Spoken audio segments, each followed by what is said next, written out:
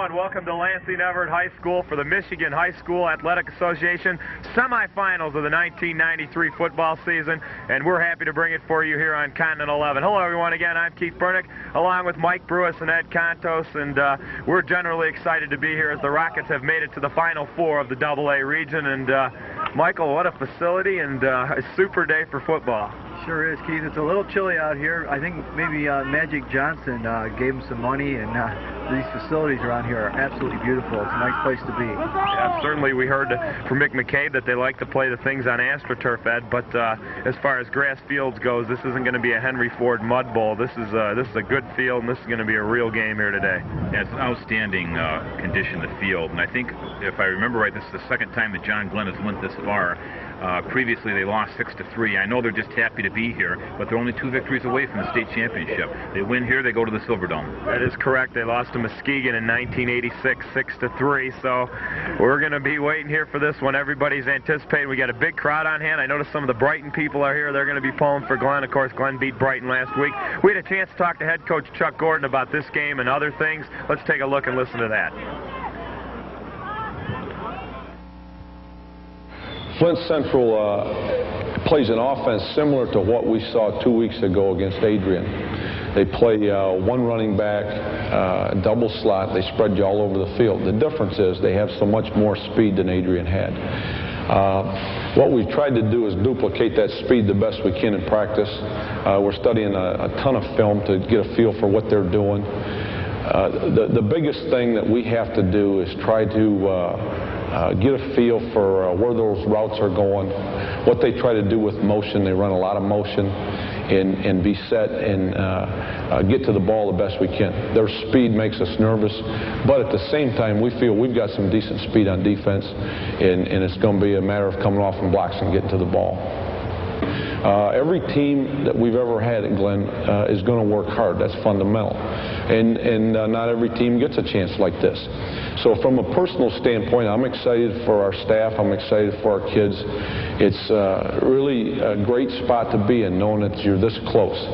And we're just going to continue to work hard, see if we can't get this thing accomplished, because this is something we're working at. It's something that's important to us. Our players are dreaming about it.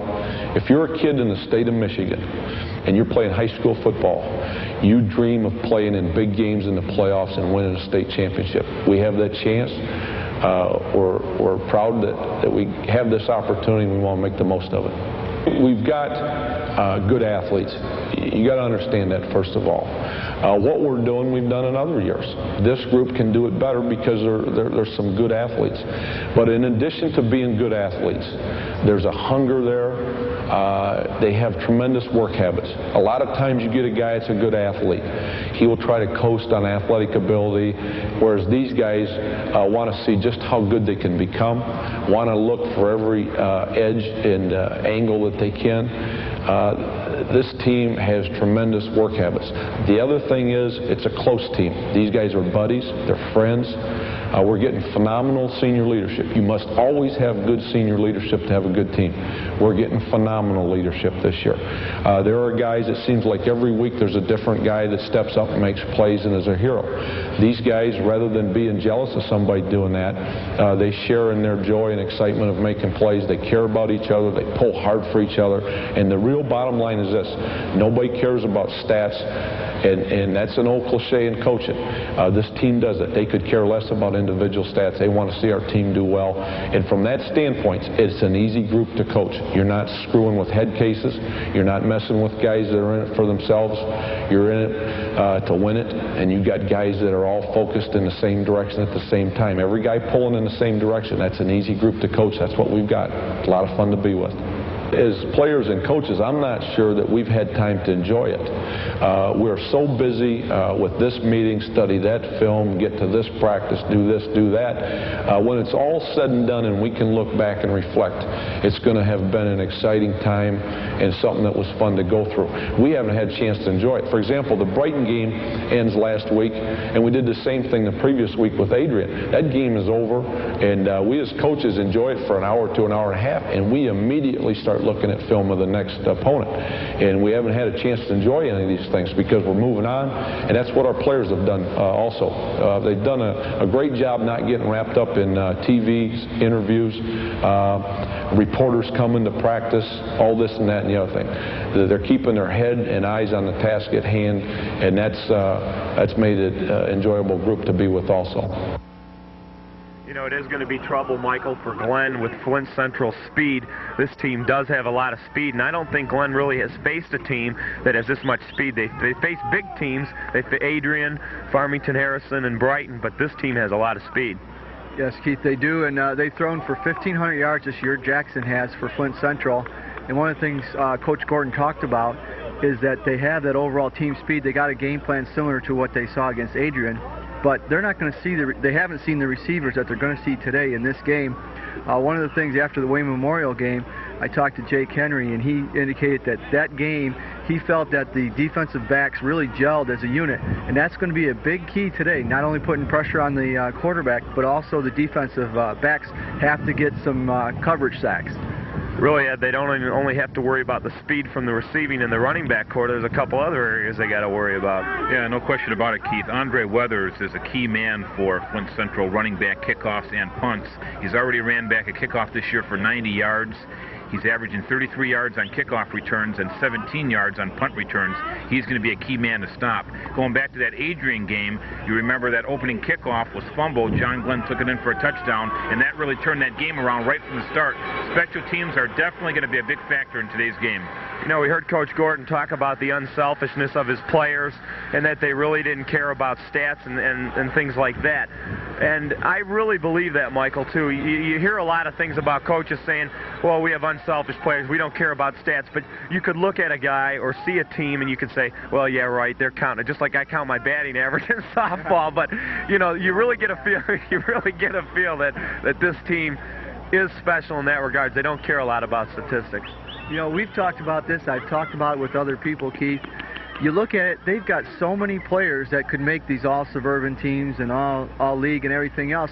It is a total team concept. And, you know, I can't remember a team in recent memory that's got, I can't say they've got one outstanding player on this team. They've got just a bunch of them. And, you know, coaches preach about team concepts. This is definitely it. And that's John Glenn this year. It's total team concept. Well, our version of what makes this team a special team is obvious, the team concept and the unselfishness. We talked to some of the players and what they thought made this team special, and here's what they had to say.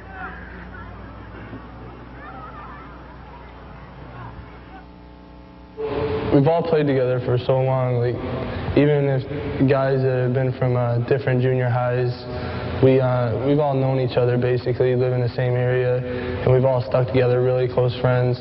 There's great team unity, and it's just like one big unit. So we all stick together pretty good. Well, I think all of us being friends basically makes this team so special. We've all been friends for a long time. A lot of us grew up together in the same area. Played on a lot of the same teams together for a real long time. We're all just like real good friends. We all get along good and stick together. I think it's the hard work that we do.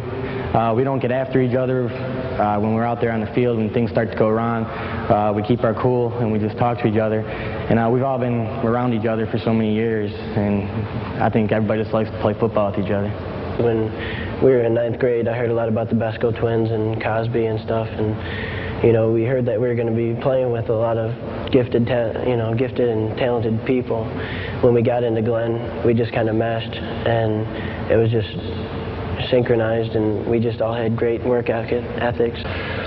Tradition, the John Glenn tradition. Everyone wants to be a John Glenn Rocket from really since elementary. All of us been, you know, we've gone back since probably junior high, way before junior high, elementary. And our athletes, they never want to keep they always want to keep getting better and better, and they keep striving for new goals. You heard a lot of these guys say they grew up together, and there's one of the players who is going to be one of the keys to victory, quarterback Brian Morrison, and obviously he grew up with a lot of these guys, Ed. And they're going to need a good performance from Brian Morrison, the John Glenn Rockets are. There's no doubt about that. Yeah, he's definitely a capable quarterback, and I think the thing that really helped them out in their first 2 playoff games was their ability to mix their plays up, mix their running plays up, and that really kept the defense off balance. And Michael, too, we talked about before the difference in yardage faced by these two teams. Flint Central obviously is a little bit more capable of throwing the ball than Glenn, and I think one of Glenn's key to victory is obviously going to be the defensive backs. Yes, the defensive backs, which I alluded to earlier, Keith, but also they've got to put pressure on the quarterback. You got the Bescos, you got Fuller coming up the middle, Tennant. These kids got to put some pressure on the quarterback. But I think the bottom line, it's going to be down to special teams. That's where it's going to be today. Special teams wins you games, and defense wins you championships. Well, Ed happened to say something about special teams, and Ed, Matt Houghton has returned 5 punts. 4 of them have been for touchdowns. So we also talked to the Glenn players and asked them what they thought were the keys to their victory, and let's hear what they had to say.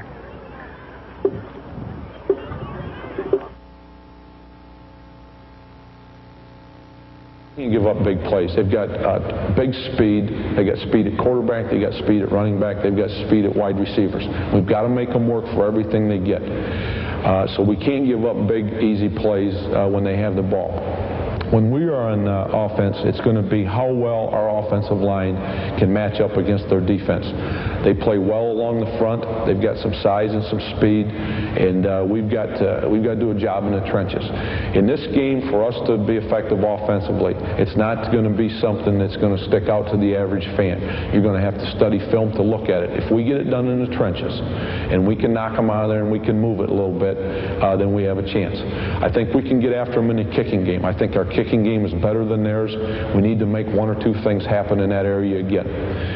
We've had success in the kicking game in the playoffs. We need to keep that going, and I think we can. I think we have to play great defense. They got a lot of speed on offense, and they've put up some points on the scoreboard the past 2 games, but I think the defense that we put up against them is a lot faster than any defense they faced, and I think that we'll be all right there.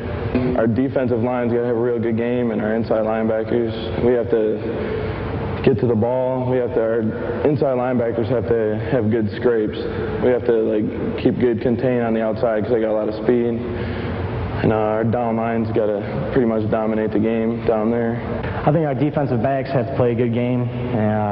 We can't let the ball get outside of us because one has great speed. And I think we have to play with a lot of motion and just play together as a unit.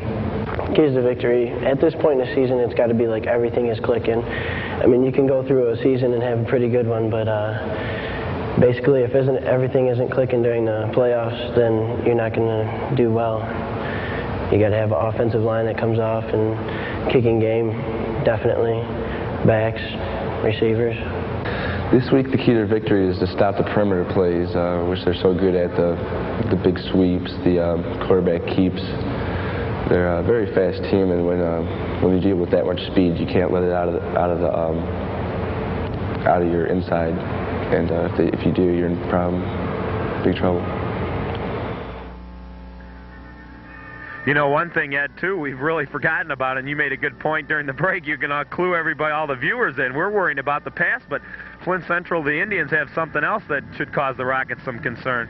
Yeah, that's the rushing game. They've rushed for about 1,900 yards this year, Keith. And the 2 guys to stop are Andre Weathers, who's averaging 6.6 yards a carry, and Rico Hurd, who's averaging 6.2. So we got to shut those guys down to have a chance to win this game. Yeah, we kept talking about the passing game, and actually they've ran the ball for more yardage, Michael, than they've thrown. So this team can do both things.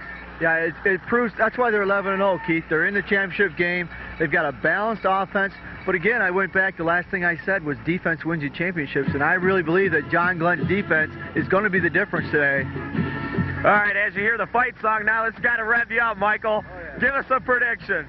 I'm going to go 21-20, the Rockets, all the way to the Silverdome. Okay, Ed. Defensive battle, 14-6, Westland John Glenn. You always say those defensive battles, and I always go high scoring, and you're always right, but I'm still going to go high scoring. 27-14 Rockets. So the 10-1 Rockets and the 11-0 Flint Central Indians. The winner gets the right to go to the Silverdome. We'll be back for all the action. The Final Four right after this.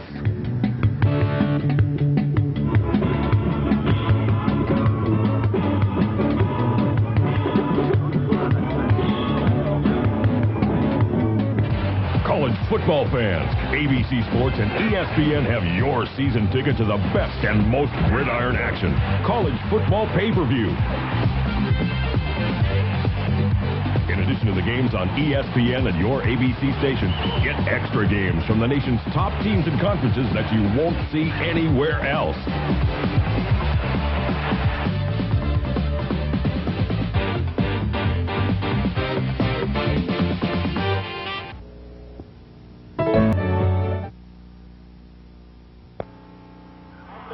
We're back here at Lansing Everett High School as both teams have taken the field, and we're minutes from getting underway. And the field, Mike, is in perfect shape. Of course, we were down on there just seconds ago doing our now famous pregame show.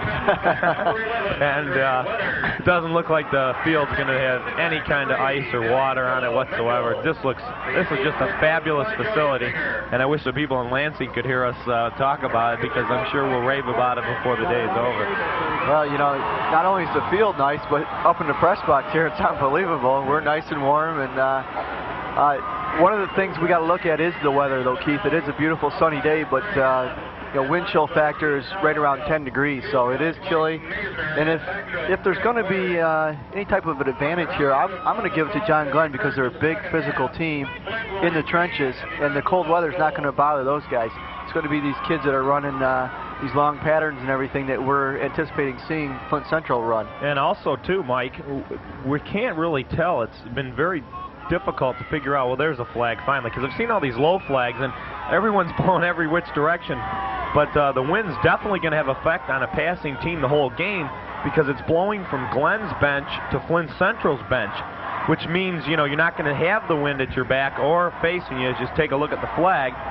It's swirling down there, so it's going to have an effect on Mr. Jackson throwing the football. Yeah, and I was watching the pregame warm-ups quite a bit there, and Jackson did have a little bit of a problem hitting the open man. You know how they go and they run their plays and everything else, and throwing the ball downfield looked pretty tough. Well, we're very happy to be here. Hopefully all the Rocket fans are enjoying the replay, and for those of you that couldn't make the trip for whatever reason to Lansing, we certainly hope you're enjoying the telecast here today. All this was made possible thanks to Continental Cablevision and Cale and Perry and Nancy, it was Nancy Ralph, R-A-U-F. Nancy just got married. She changed her last name on me. And thanks to all the people at Continental 11 for allowing us to bring the game here, which, by the way, we are not employees of Continental, so that's correct. We're kind of allowed to say that. Sure. The Indians have won the toss. They have elected to receive their main man, Brett Jackson, at quarterback. And what a fine season he has had, and the Rockets are going to have to stop him. And we're set to kick off. Fewer kicks it high, but rather short, and it does go to Jackson at the 27. And Jackson hit right there at the 32 by Jeremy Cosby. And that's where the Indians will start off, first down and 10 at the 32. Rather, that was Andre Weathers that returned that kickoff, Michael. And Glenn did a decent job of getting down there on the return. Well, we're going to hear his name quite a bit. Andre Weathers is their go-to man, so to speak, offensively and defensively. He's got 16 touchdowns on the year, so he handles the ball quite a bit for them. The Indians kind of run a weird offense. It's not really a true run and shoot, although they do split four people out wide at times. This time, Andre Weathers a little bit in the backfield, and the handoff does go to Weathers, and Weathers gets out over to 35 to about the 36. He picks up 4 yards. Cosby in on the stop there. Keith, we talked about it in the pregame show. Ed brought it up. This team not only passes the ball, but they've ran for more yardage than they've passed this year. So they are a running team. It's very similar to the Lions a couple of years ago. Barry Sanders ran the ball for quite a few yards, and they also passed for quite a few yards. So it's a balanced team. Second down and 6. We're just underway here at Lansing Everett High School. 11 minutes to go. The ball's faked about 3 or 4 times. Finally given off to Ryko Hurd. And Hurd's going to get a yard, and that's it. And it'll set up a 3rd down and 5. Well, looks like we're going to see our first pass play here. One of the things I've noticed, Keith, from up here in the booth is Flint Central, the line really takes big splits, really big splits. Probably the biggest ones we've seen this year. Not really sure why they're doing that, but I think it probably helps them on pass blocks. Boy, Jackson's had his hands in that little hand warmer there ever since he's come out here, and that is definitely going to make a difference, Michael. You're so right. This wind chill and the wind. Jackson goes back to throws, got time, fires it over here, and it's going to almost Washington. By Brent Washington. And a fine play by Brent Washington, and the Indians are going to have to punt it away on the first possession. Well, Brent Washington, they were playing a zone defense. He read the pass. He came right up and made the defensive play. Big play by Washington.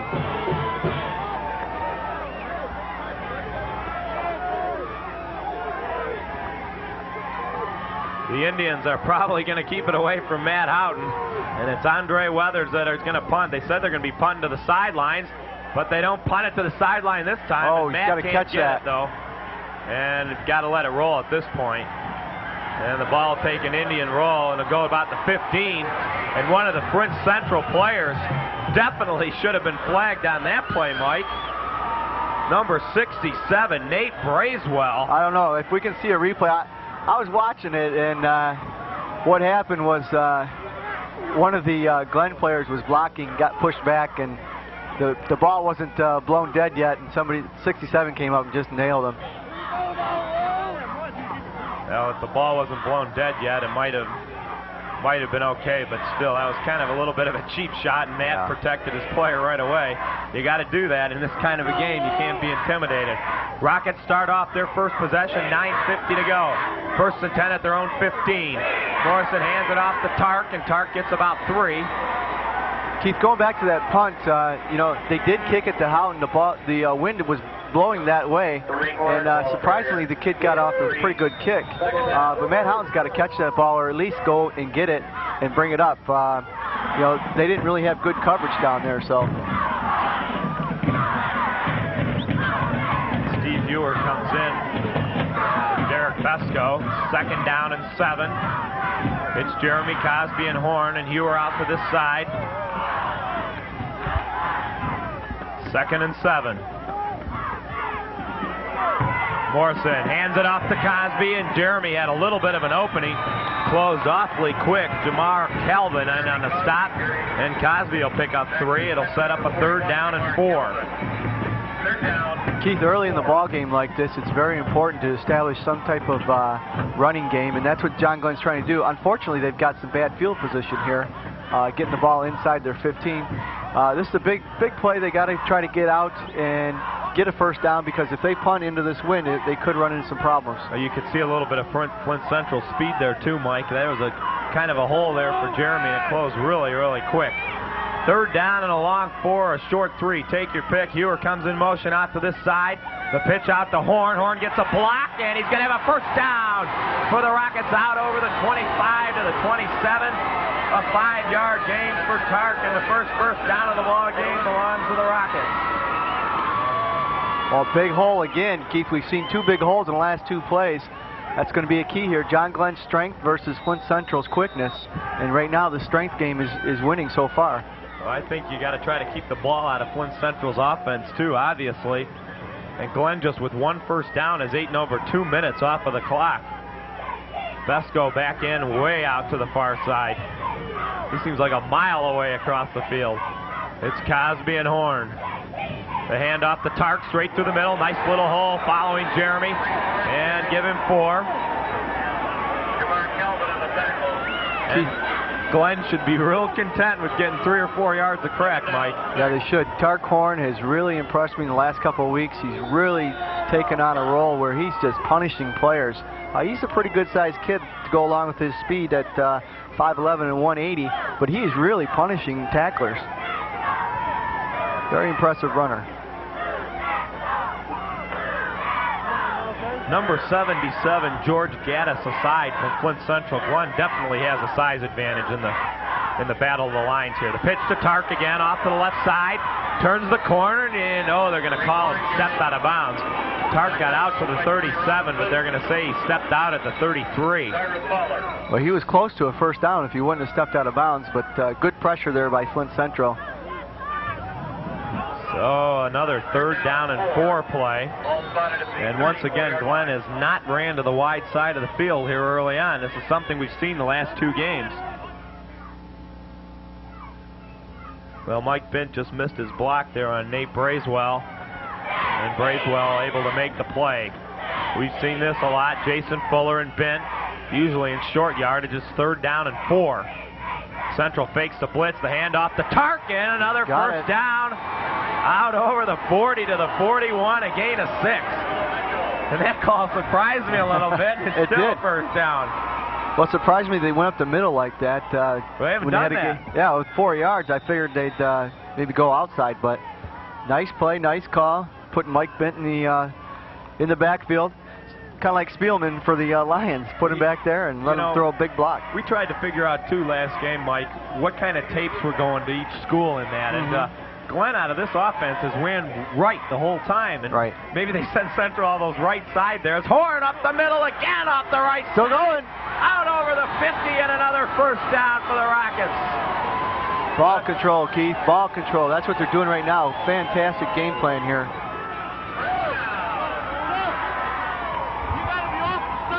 This paint, or else you're going to make me hurt and break your camera. Inside the 50 to about the 49. Keith, this is very important. First quarter, establish this running game. Get Flint Central downing their ability a little bit. Still 3 in the backfield, Fuller and Bint. Brian Besco now in on the right side. Boy, this is a huge line to run behind. Morrison, little confusion, hands it off to Tark, and Tark's going to lose 3. And there was a bit of confusion there on that play. Yeah, there really was. You can see Coach Gordon is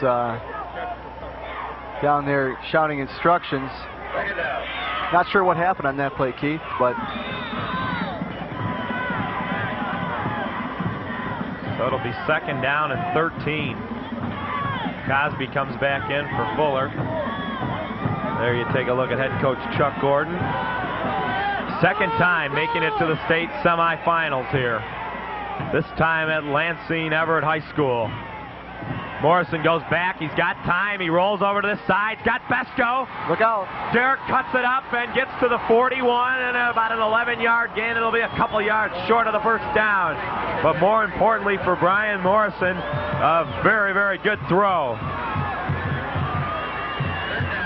Keith, that's a tough pass. Rolling out left. You can see him here. Rolls out on the run and hits Besco. A nice cutback by Besco. Key there is Besco coming back to get the ball too, Keith. That's a big play. Yeah, Derek with a nice job.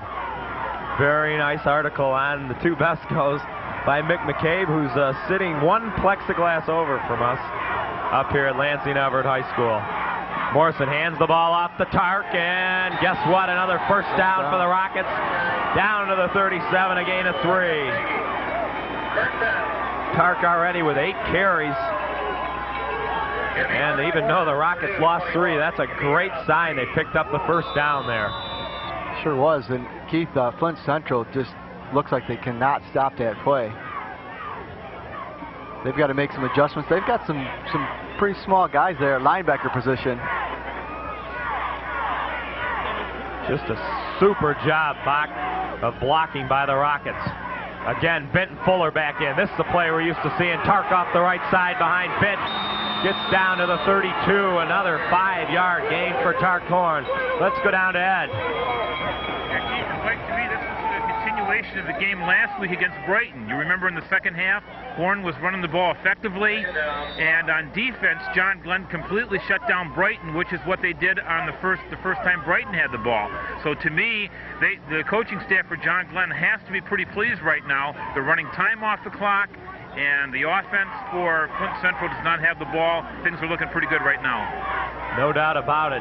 Time off the clock. How about 3:40 to go here in the first quarter? Rockets first possession. Well, the Indians are pointing close at to Glenn. First down. Well, they're pointing at Glenn, but I didn't see anybody from the Rockets move at all. Let's see what the call is. It's a dead ball foul against the Indians. Could be a first down. See, it's going to be real close. Referee signaling 2nd down. Yeah, Tell you what, looking at that, it looked like, yeah, they're going to measure. I was going to say, Joe Streitz took one big step there at the end. It may not have been a first down, but he gave him 5 1/4. So it's going to be real close. I'm wrong every time we do this, so I'm going to say it's a first down, though, this time. Really I got to agree with you. I think it is. First down. Yes, sir, first down. By a ball length, so.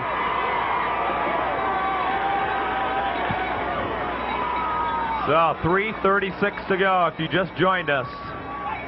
Flint Central Indians and the John Glenn Rockets, the Final Four of the High School Athletic Association's AA version of the state playoffs.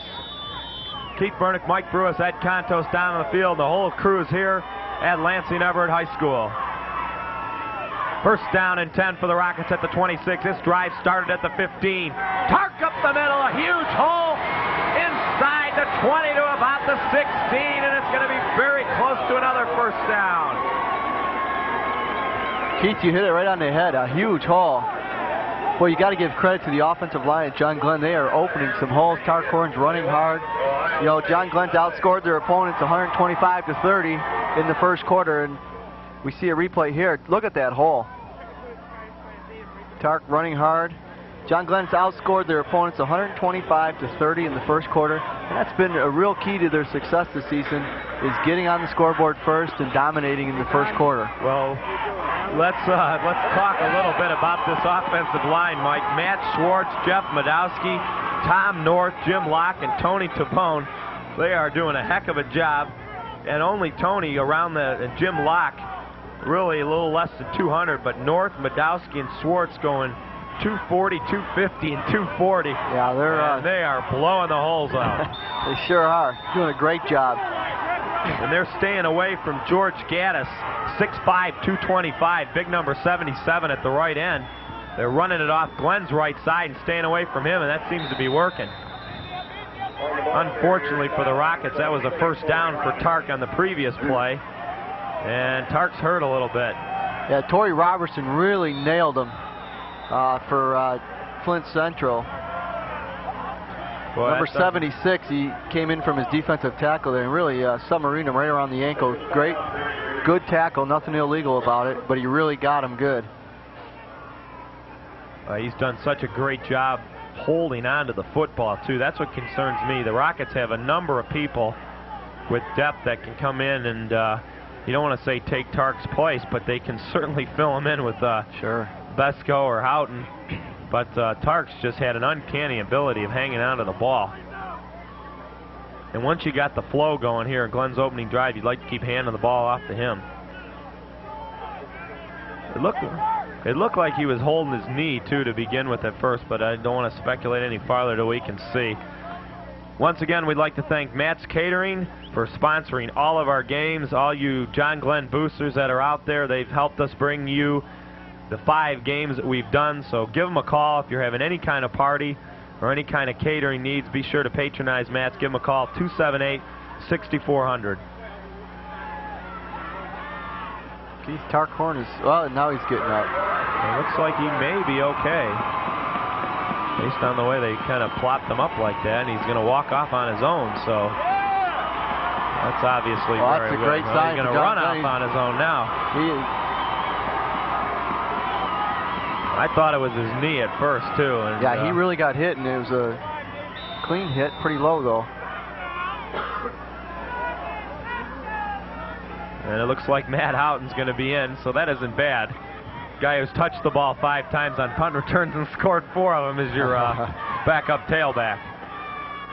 It's sometimes Fuller and Bent in front of the tailback. This time it's Cosby and Derek Besko, and Brian's going to take a timeout here on a 2nd down and 9 with 2:33 to go here in the first quarter. Once again, I did it at the opening, but I'd like to thank all the people here at Continental for doing such a great job here doing these playoff games, including our director, Craig Welkenbeck, and I don't want to start mentioning our camera people. I forget them, so I'll look for them. Henry Wiegand down on the field, and Guy Matthias, and Britt Martin doing the audio, Joel Schoeneman in the truck, the engineer, Jason Dunn and Don Carriere, and Angelo down on the field, Bespico, who's helped us out so much, and Clarence Green, who lives in Lansing, also come down to help us out today. And they've certainly done a tremendous job, and it's been a great time doing it. We don't want it to end here. Unfortunately, it has to due to the state. They kind of sold us out, Mike. They sold it out to they sure did. Some kind of production crew, so we're going to be unable to do the finals. We will be there with a camera and a crew, though, interviewing the guys if they make it there, and still kind of putting together some kind of show down there if they're down at the Silverdome. So you can stay tuned for that, but unfortunately we'll be unable to bring you the finals. Not on our behalf, it's due to the state. So you don't like it, give them a call. Stay away from Continental. You can call the High School Athletic Association if you want your biased announcers. Brian Morrison brings them up, 2nd down and 9. Back to throw. Besko is being held. He's wide open. Touchdown! Brian Morrison over to Brian Besko for a touchdown. 16 yards, and what a throw! Well, Morrison made a great throw, and he was hit when he threw it, Keith. Just a fantastic throw by Brian Morrison. Boy, Mike, we said he's going to have to come up big today. The Rockets, who ran the ball all the way down the field, come up with a touchdown pass. See here, they get good penetration. He got hit right when he threw it, and a nice catch. Besko, he kind of bobbled it, but fine catch for the touchdown. What can you say about those guys? I'm telling you, they're unbelievable. Kolb to kick the extra point. Jake Henry will hold. Everything looks good, and it's through. Boy, you can see the wind. He almost took the guy out at the concession stand who wasn't looking. 2:25 to go in the first quarter. The Rockets lead at 7-0. Keith, that extra point's very important. We understand that Flint Central has not kicked too many extra points this year. They've had some trouble with it. We watched the kid in the warm-ups, and he looked pretty good, actually. I thought he did. And, you know, when you get into a big game like this, you got to make everything count. John Glenn made theirs. So if Flint Central does get on the board, we're going to see a kicker who's a little bit suspect. Well, you know, Glenn has perennially made the playoffs, Mike. I know I went to school there, and you've been in the area, so you know that. But it's kind of weird. It's getting closer and closer, you know. It's 3 quarters away from making it to the finals here. A long way to go in this one, but a great, great start for the Rockets.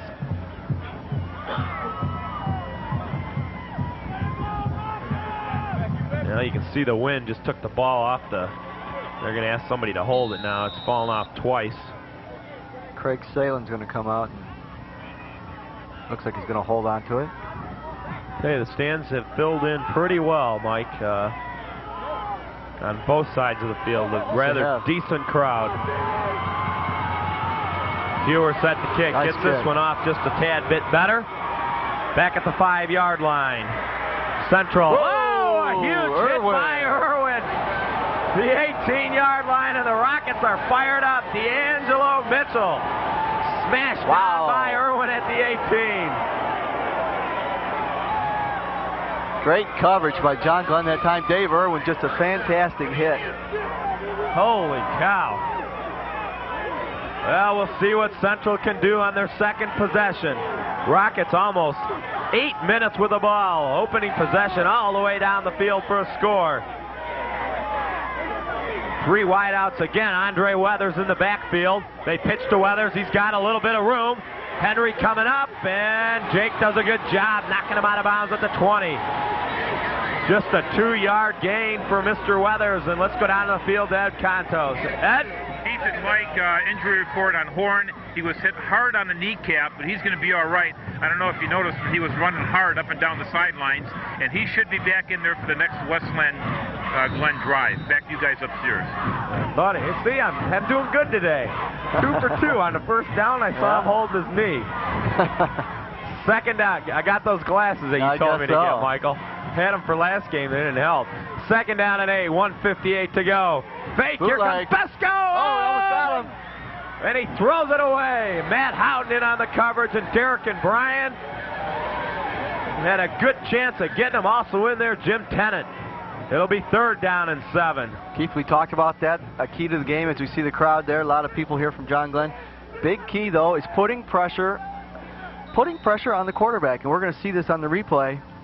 Kind of I was going to say naked bootleg, but there was a blocker out in front of him.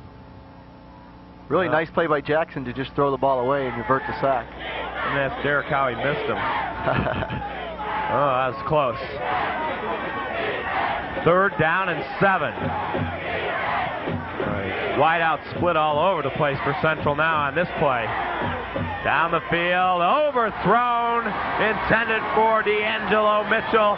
The Rockets hold 6 straight downs now for Flint Central without a first.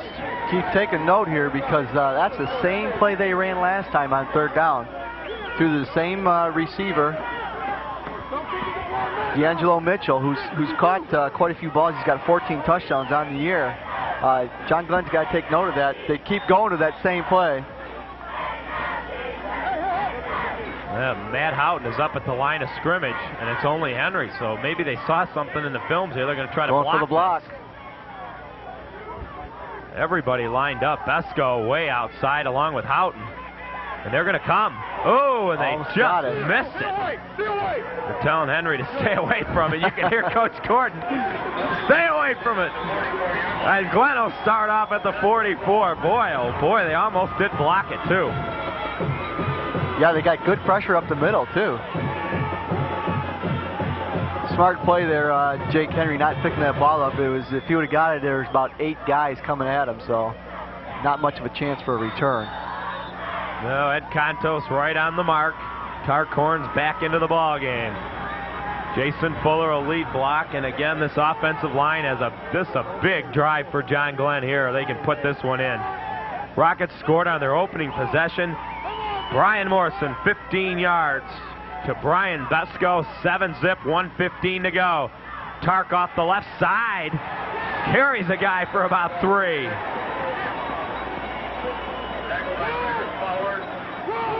It'll be 2nd down and 7. Keith, again, they're just opening big holes now. That's the first time we've really seen them run to the left. So maybe this second drive they're going to start switching it over and go to the left side of the field. Well, you want to know why? That's because our buddy George Gaddis is on the other side. They moved him. Big number 77. Well, you did get new glasses, I'm didn't you? telling you, I'm on the ball today. They moved him over to this side, so head coach Chuck Gordon said, we're going to run the other way. Cosby in the game now as the fullback. The pitch, they're going to go at Gaddis this time. Horn cuts it through, and he carries Gaddis to about the 41. A gain of 11. Keith, give John Glenn all the credit, but you know, one of the things I'm seeing here, Flint Central does not seem to be a physical team at all. I see a lot of arm tackling out there by the Indians, and you know, if you're going to stop John Glenn, if you're Flint Central, you got to make a couple sticks here. Mike Bent did a great job of holding Gaddis up. Look at that arm tackle. And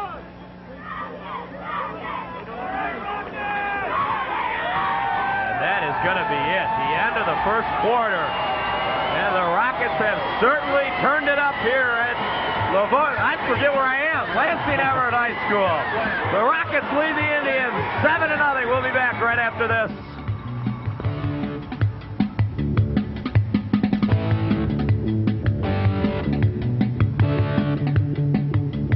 When the school activities program is chopped, everyone suffers. School activities, especially junior high and sub-varsity programs, strengthen students, schools, and communities. Cutting programs drives everyone down a dangerous road. School activities need your support to be funded the right way through the general school budget. Don't shortchange our kids' futures. Welcome back to Lansing Everett High School. I know where I am now.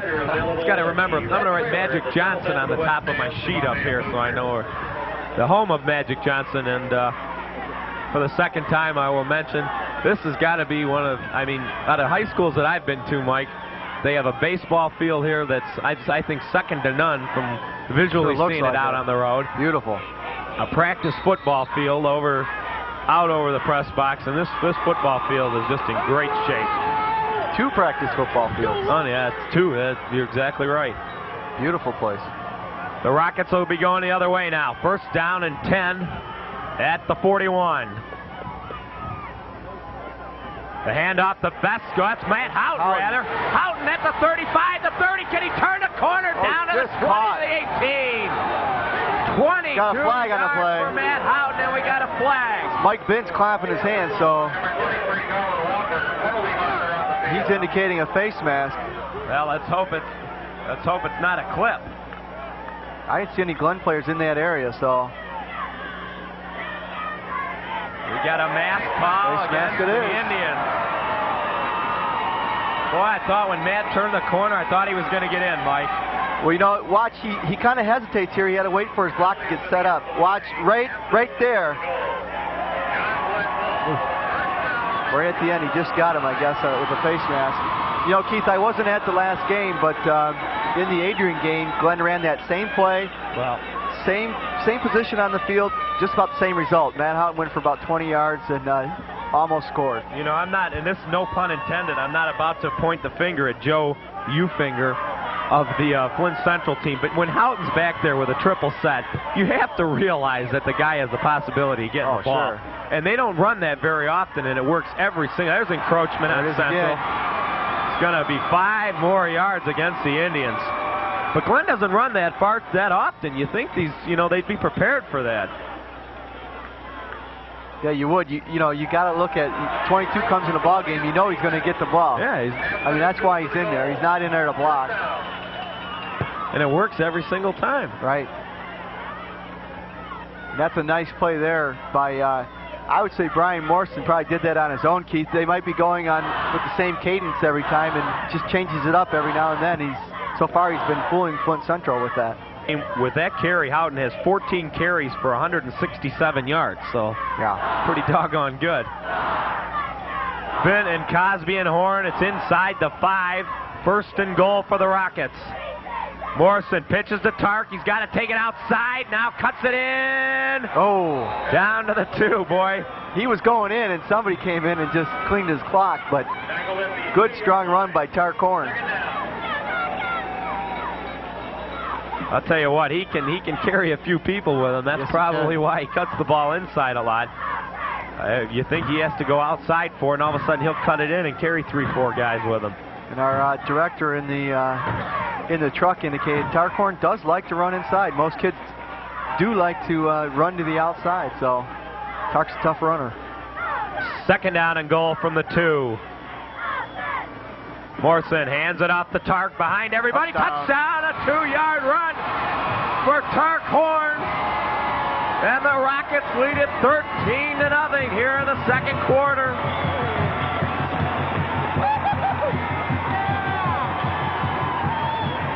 And I just heard Ed say they're going to go for 1 again, and why not? Jason Kolb on to try the extra point. Keith, you have to be impressed with John Glenn's offensive line right now. They are just blowing people out of there.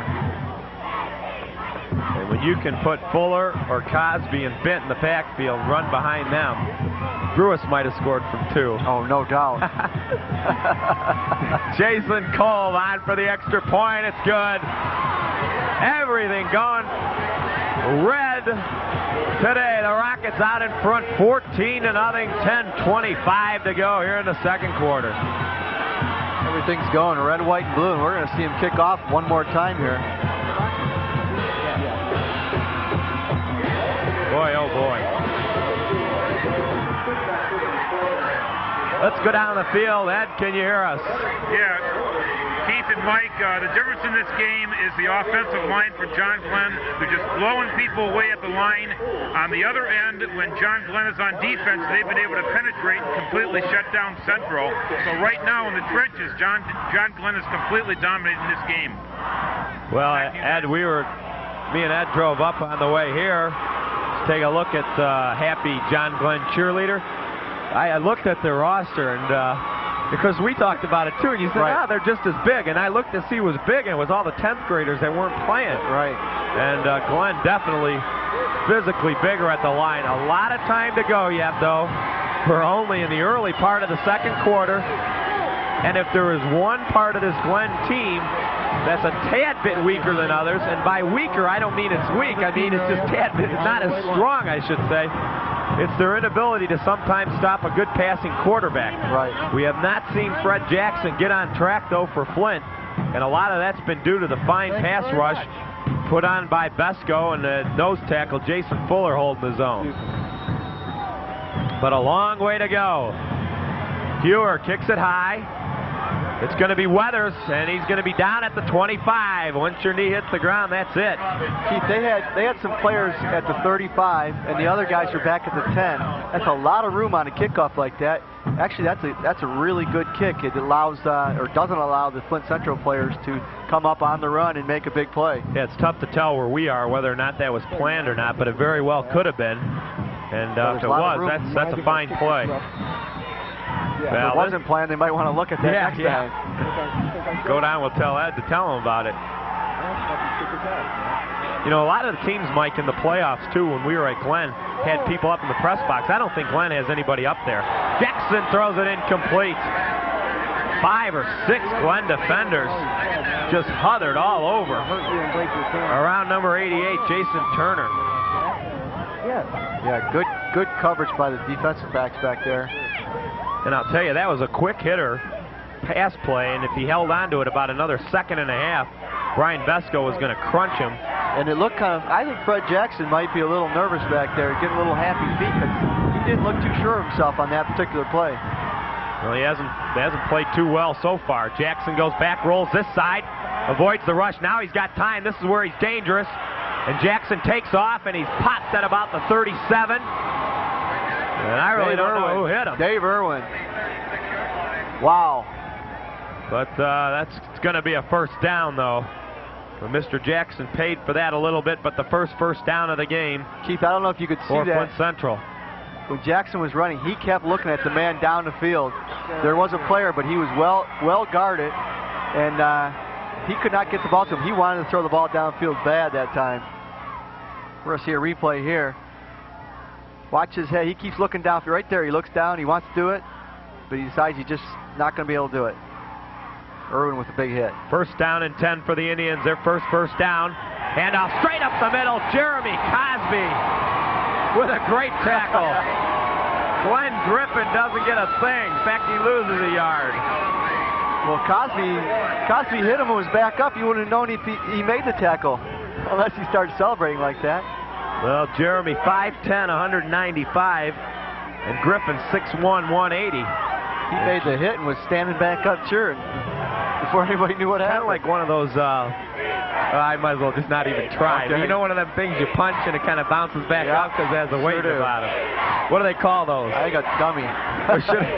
Punching bags. 9:15 to go. Besko. Oh, Matt Hout, pick it up. Incomplete. What a huge hit. Wow. By Besko on the quarterback, Jackson, and by Matt Hout. Wow. Tell you what, that play was made by Besko because he made Jackson loft that ball a little bit too high. If you're the offensive receiver, after getting hit like that, you're going to be a little nervous going back over that middle. Houghton had a nice clean shot, and he really put it on him. Third down and 11. There's Let's the replay, take a look. Keith. There's Besko hitting Jackson. Oh boy. Right go Hurd. He got popped by Matt Houghton. Third and 11. Little screen pass to Hurd. He turns the corner, got a little speed. Mike Bent on the tackle. Knocked him out of bounds at the 38. That's the first completed Central pass. And it went only 3 yards to right go Hurd. Fourth down and 8. Keith, I watched them in the pregame a little bit, and they ran that play 4 or 5 times, so that's a key play for them. I think they want to get him out there. We can see it on a replay here. Get Hurd out there in the flat with a couple of blockers out in front of him, and see if he can make some individual one-on-one moves. Bent with a fine recovery and nice hit. Glenn is not trying to block this punt. Boy, it's a shame, too. Ball, Matt's going to grab it, and he stepped out of bounds at the 31. So the Rockets will start over at their own 31. First down and 10. 8:53 to go. The Rockets lead at 14-0, and we'll be back right after this.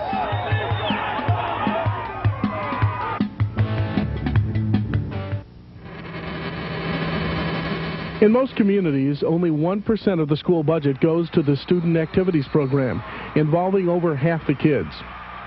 But many schools are eliminating those opportunities and that penny. School activities need your support to be funded the right way, through the general school budget. Don't shortchange our kids' futures. We're back here at Lansing Everett High School. Morrison hands the ball off the horn. Tark, nothing this time. Good job that time by the central line. And that was big number 77, George Gaddis, on the play that time. Keith, that's the first time we've seen Flint Central plug up a hole like I'm sure they've done during the season. That's the first time they've won the battle in the trenches on that particular play. Obviously, they probably made some adjustments over there when they had the ball and paid dividends that time, but let's see what happens. Yeah, both best goes in at the wide out, and Glenn likes to throw deep out of this set sometime. We'll see what happens. Bryan goes in motion. They're going to pitch to Tark. He's got some room. We got a flag down. That usually means that's going to be against the Rockets, thrown way in the backfield. And the funny thing is, he was looking at the right side. It is going to be holding against Glenn.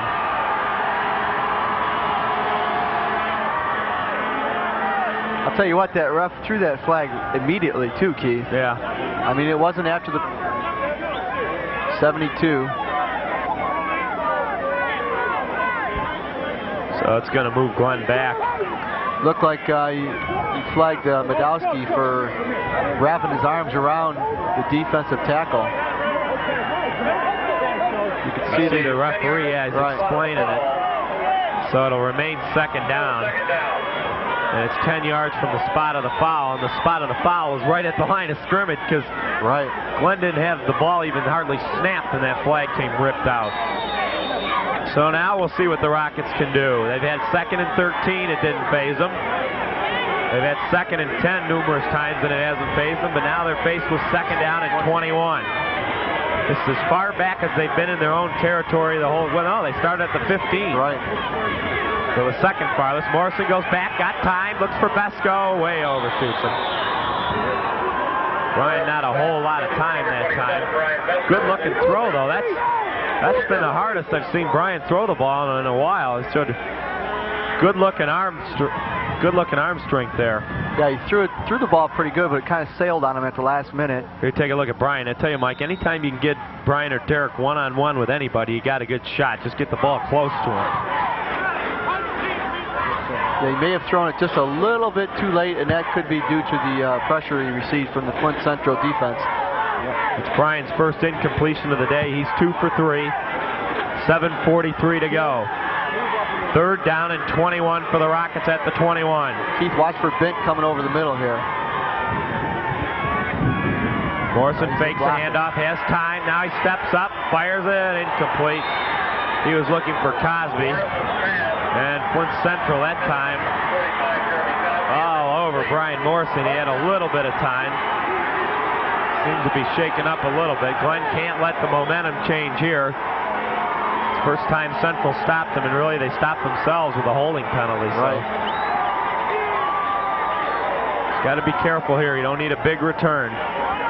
Well, Steve Ewer's got to get a good kick here, and they've got to get good coverage. We talked about special teams. This is a big part of it.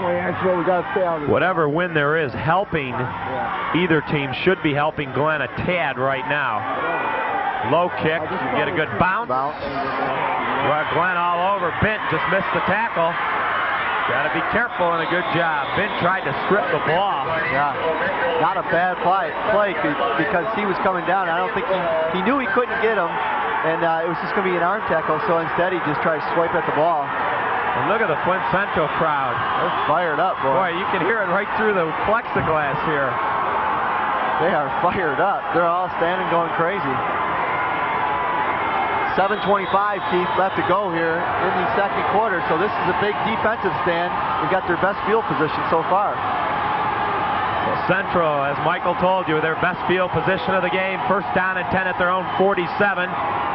They do trail 14. Wide open. Wide open. Oh, he almost. I'll tell you what, Matt Houghton would have had 6 points. He was going the opposite way, and he would have had one guy to beat, Nate Braswell, and Nate's 6 foot 230, and I think Matt would have sped by old Nate. Keith, we're going to see the replay here. Andre Weathers may have gone all the way too. If he would have bobbled it one more time.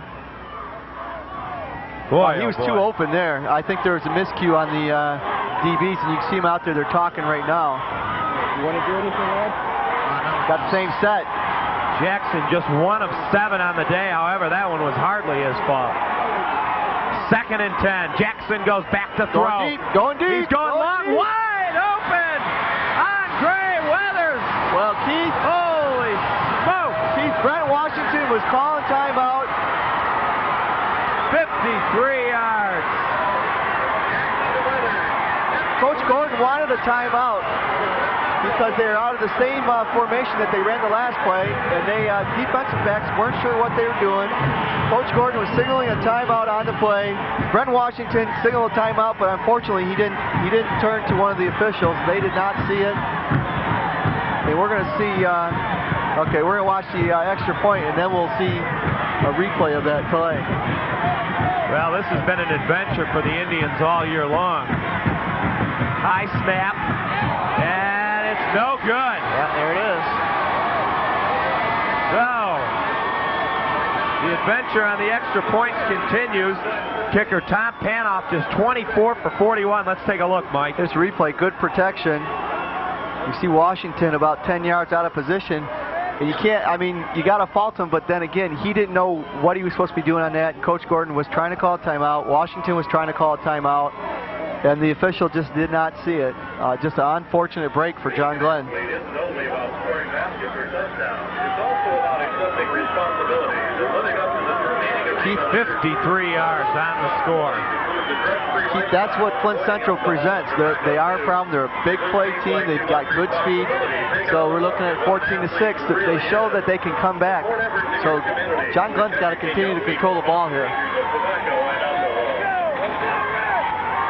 Jeremy Cosby, the only Glenn receiver back deep. You know, Michael, I'm not even going to say what I'm going to say, but realistically, Glenn has obviously controlled this whole game, and the score up on the scoreboard has all been dictated by them. Even Flint Central's score, really. Right. That was simply a blown coverage.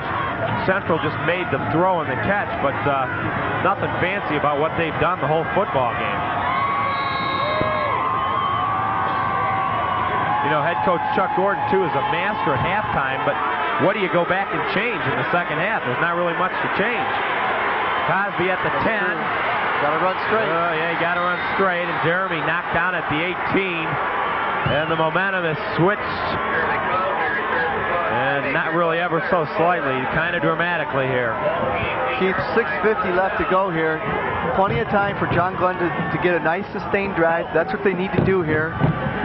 Get a sustained drive. They don't even have to score. Obviously, you want them to score, but they don't have to score. They've got to get this ball up the field, get some good field position, and get out of this half with either a field goal or some sort of score, or better yet, or not better yet, but at least move the ball up the field and punt it away so that Flint Central doesn't have good field position. Glenn's going to have to take a timeout here. There's a little bit of confusion on the sidelines last 2-3 plays.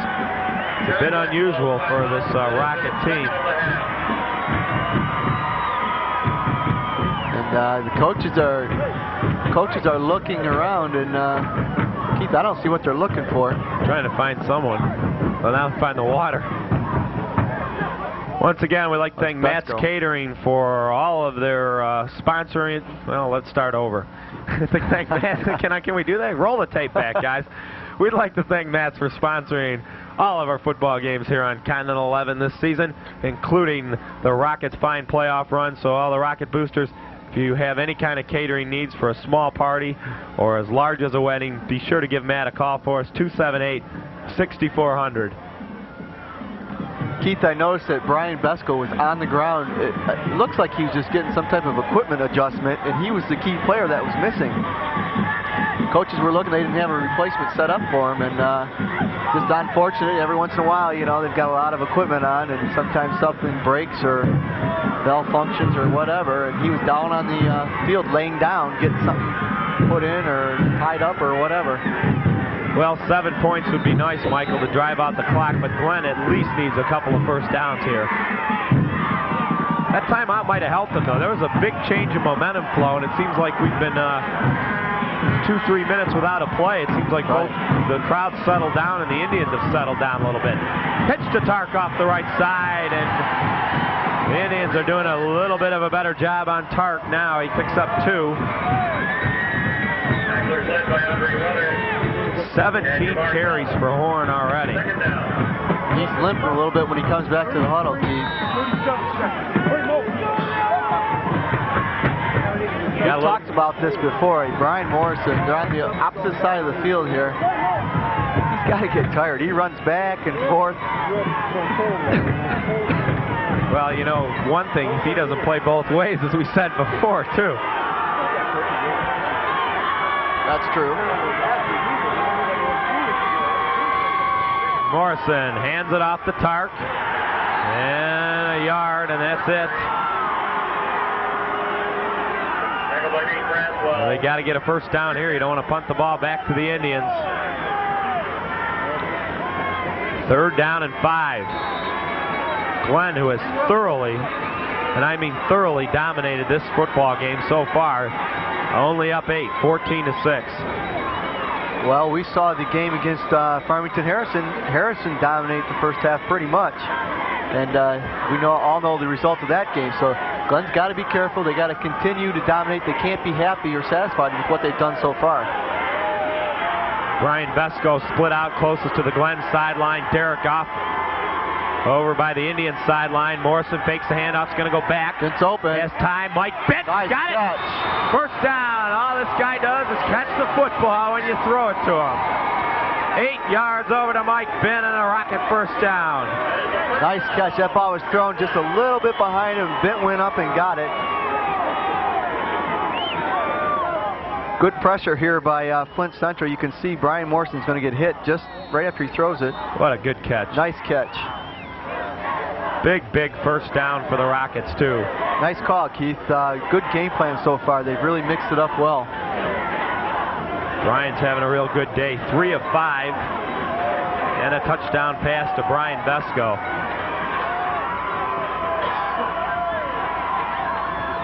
Matt Houghton in the game. And it gets the ball. And this time the Indians are ready for him. He gets about a yard. But that was off of a pitch play, you know, where Tark Horn would have been. It wasn't where they were trying to disguise him. Right. So Horn, you noticed he was limping, Mike, and he's out of the game. And I'm trying to see who's down on the bench. It is Tark Horn, and it looks like he's got some type of cramp in his leg. Yeah, what they're doing is definitely a cramp. You got to get Ed over there, see if what's exactly they're working on, but it looks like a cramp.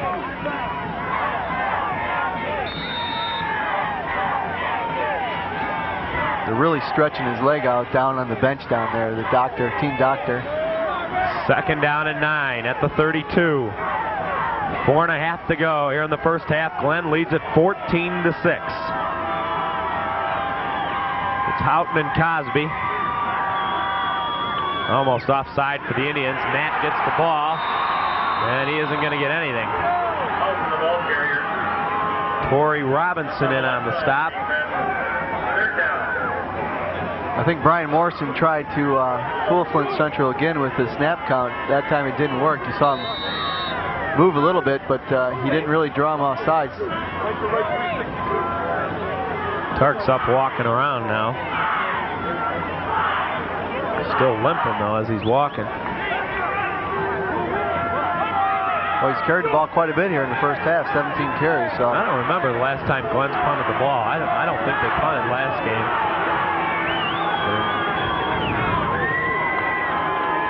Well, they punted today, Mike. Morrison back. Throws it to Vesco. He's going to be short. Complete at the 39, so a gain of about 7. Keith, that's a good completion, though, because it gave him some more yards. They're out to about the 40-yard line. And now when they punt this ball, they're going to, as long as it's not blocked, they're going to put the ball down in pretty good field position for them, defensively speaking. Let's go down the field. Ed Contos has a report on Tarcorn. Injury report on Tarcorn, guys. He just has a cramp in his leg, so he's going to be back in there. One thing I've noticed down on the field is the crowd for Flint Central is really into the game. The last 4 or 5 minutes after that touchdown, they're really into the game trying to help their team out. Back to you guys. Yeah, we've noticed that too up here. It does seem like the Glenn crowd's awfully dead. And Hewer going to send it, actually going to end up being a good punt because there ain't going to be a return. That's a real good out of bounds punt. at the 27. I'll tell you, you can take a look at this film too. You could fake a punt. Central, after the snap, had every one of their guys running 10 yards off of the line of scrimmage. It would have been a gutsy call, but I had an inkling they were going to fake it there. I really did. Boy, oh boy, obviously when this game's going to be on tape, but you just heard the loud roar, so I'm going to tell you what it was for. Michigan 28, Ohio State nothing. Wow. So that's with the loud roar. Obviously, you'll be seeing this on Monday and Tuesday after a Michigan victory, and probably a Wisconsin Badger trip to the Rose Bowl. Who'd ever believe that? Wow. Yeah. Back at the beginning of the season. Well, they still got to beat Michigan State in Japan, of all places, though. And they got to win today. Double reverse. Yeah, a little reverse. Besko right there. Nice play. Keith, you're taught to stay at home as a defensive end, and Besko did. He stayed home and made a big play. Mike, you're exactly right. Any football person will tell you that play cannot work if people just do their jobs properly. Right. And one thing about this Glenn team is they're definitely well coached, smart football players, and Derek Besko just did what he had to do. See him in the picture right there. Yep, boy. bam. Nice play. So D'Angelo Mitchell's had a tough day. Loss of 6. Back to throw goes Jackson. Being chased by Batchelder, didn't get him. Jackson all kinds of time. Now Besko had to step up. That's got to be a flag. That absolutely has to be a flag. He threw it into the crowd. Brian Besko did a great job. They had that formation, Flint Central did, the same way that... Go ahead. He threw the ball 4 rows up. They had to go out to the crowd and threw it back. Got away from him. See if you can see Brian Besko come into your picture. Batchelder really came in and almost got him. Right there, Besko. Yeah, he did throw it up out of it. You gotta be kidding me. Well, I don't know what the rule is on that, Keith. Well, it's not a pro football rule. There was a receiver right there, though. Where? In the stands? No, right out on the sideline. Give me a break. So he threw it 10 yards over his head. Horrible call. 3rd down at 16. Back the throw goes Jackson. Fires it. He's got a man. Holy cow. And I'll tell you what, I think D'Angelo Mitchell thought he was going to get crunched. I don't know what he was doing. I think he thought it was to somebody else. Yeah, you're right. He probably did. I really do, because he stood there and the ball just kind of floated up over his head. Goodness, he was so wide open. How the heck did that happen? See a replay of it. Good pressure here by defensive line Fuller. He's just looking up in the air. Well, hey, what's going on here? They're going for the block again, Keith. Well, I'll tell you, how many times has Jason Fuller this year, Mike, come within inches of sacking the quarterback?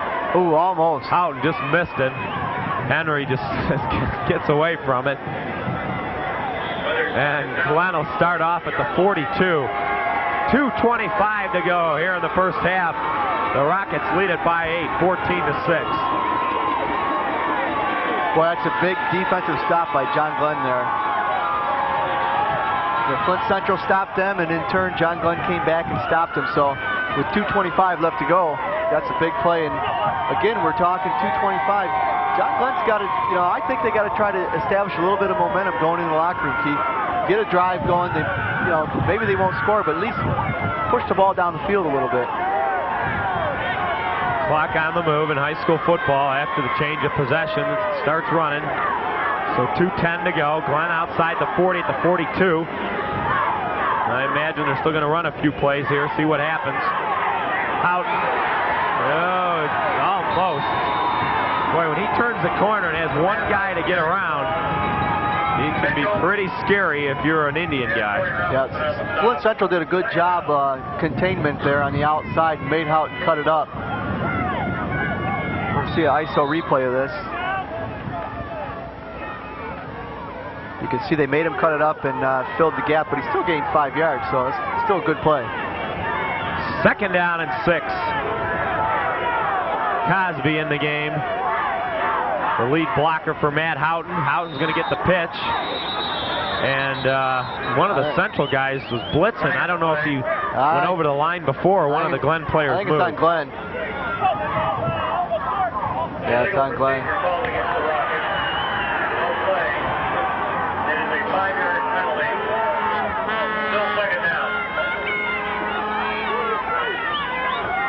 Well, if the offense moves, you know, they are supposed to stop the play, as they did. But also in high school football, if the defensive person makes any kind of encroachment over the line, they do stop it also. Right. So, well, Glenn's going to be content here to run out the clock if they possibly can. I believe Central has all their timeouts, Mike. Well, they do, and with the ball on the Glenn 40, I'd be using them right now. Try to block a punt or even get a punt return. I'm not sure I wouldn't just fall on the ball here. Houghton goes way out. Pitch it to Cosby. Jeremy takes it outside. He's going to get a couple. I don't think he's ran that play too much this year. No, I don't think so. I think he likes to do that Central football. Central is going to take a timeout here with 45 seconds. Well, you wonder why they didn't do that the play previous to that. They would have had about a minute and a half, and then they could have called another timeout here. They have 45 seconds on the clock, and Glenn would be punting the ball. So, yeah, I don't know what makes me think of things like this, but if you're Glenn, would you even give a thought to quick kicking the ball? Because Hewer's a wide receiver, and they're obviously not going to have anyone back. They'll give him no chance for a return. They'll chew up about 15 seconds off the clock. Well, I don't know, those Central quick guys back there scare me. Yeah, they scare me too, but, you know, if you're going to do something like that, you got to practice, and you just wonder, you know, if they've ever thought of that. You just don't do it in a semifinal game. I don't know, why do you think of things like that? I don't know, yeah, I prefaced it, you know, I mean, I prefaced my silly comments. That's why you're up, that's why you and I are up here. I wouldn't come up with one of them silly things without saying I'm silly beforehand.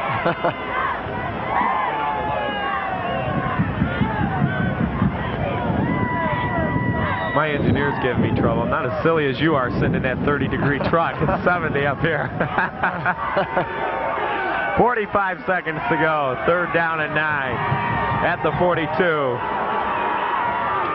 Morrison with Cosby and Houghton. Bryant's going to go back to throw.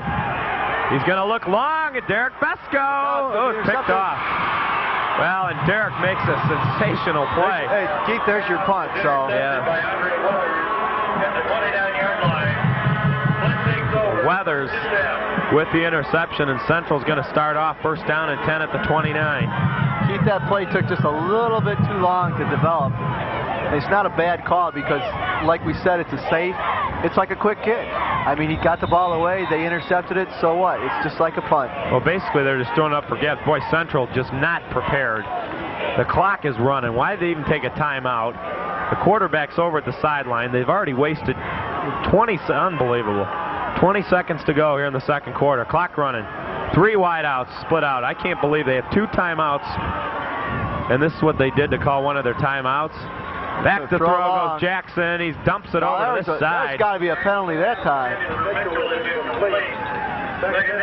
Now that's worse than throwing it up in his stand. I don't know, because he was hit a little bit. They could say that. 7 seconds to go from the 29. Boy, do you understand that sequence at all? No, I don't. They wasted 30 seconds just standing around. I mean, they got what they wanted. They had the ball with 40 seconds to go at the 30-yard line. They did nothing with it. I'll tell you what, we saw this happen against John Glenn this year when Lorenzo Guest intercepted a pass just before halftime. They throw this ball, I'll be surprised, Keith, from their own 29-yard line. I bet they will. I bet they will, too. And there they won't. We're wrong, but Once again. Rico Hurd picks up 5. That's a smart play. Yeah, it's been all John Glenn here in the first half. But the Rockets only have an 8-point lead. It's been pure domination. The Rockets at halftime lead the Flint Central Indians at Lansing Everett High School 14-6. You're watching Rocket Playoff Football on Continental 11.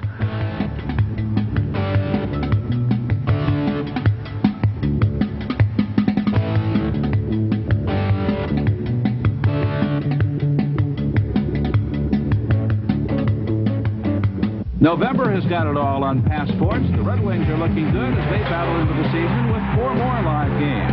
The New Look Pistons give it all they've got in 6 great games on Pass. The College Hockey Game of the Week gets into gear with live coverage of the Wolverines.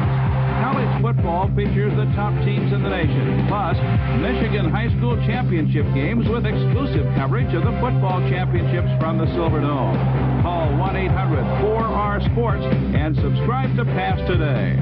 Industrial base.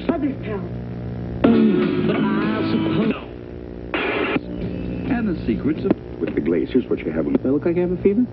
System where everybody is covered. Horse bench you have to take the ground and took the body. Rodham Clinton told senators to.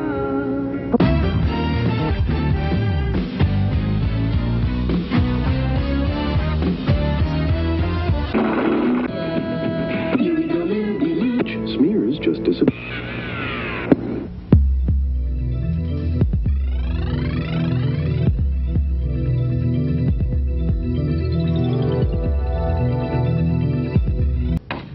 One way to drive families out of their local school district is cutting the activities program or having it depend on outside funding or participation fees.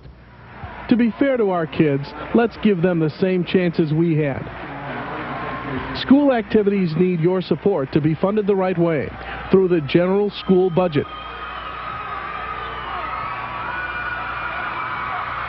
Don't shortchange our kids' futures.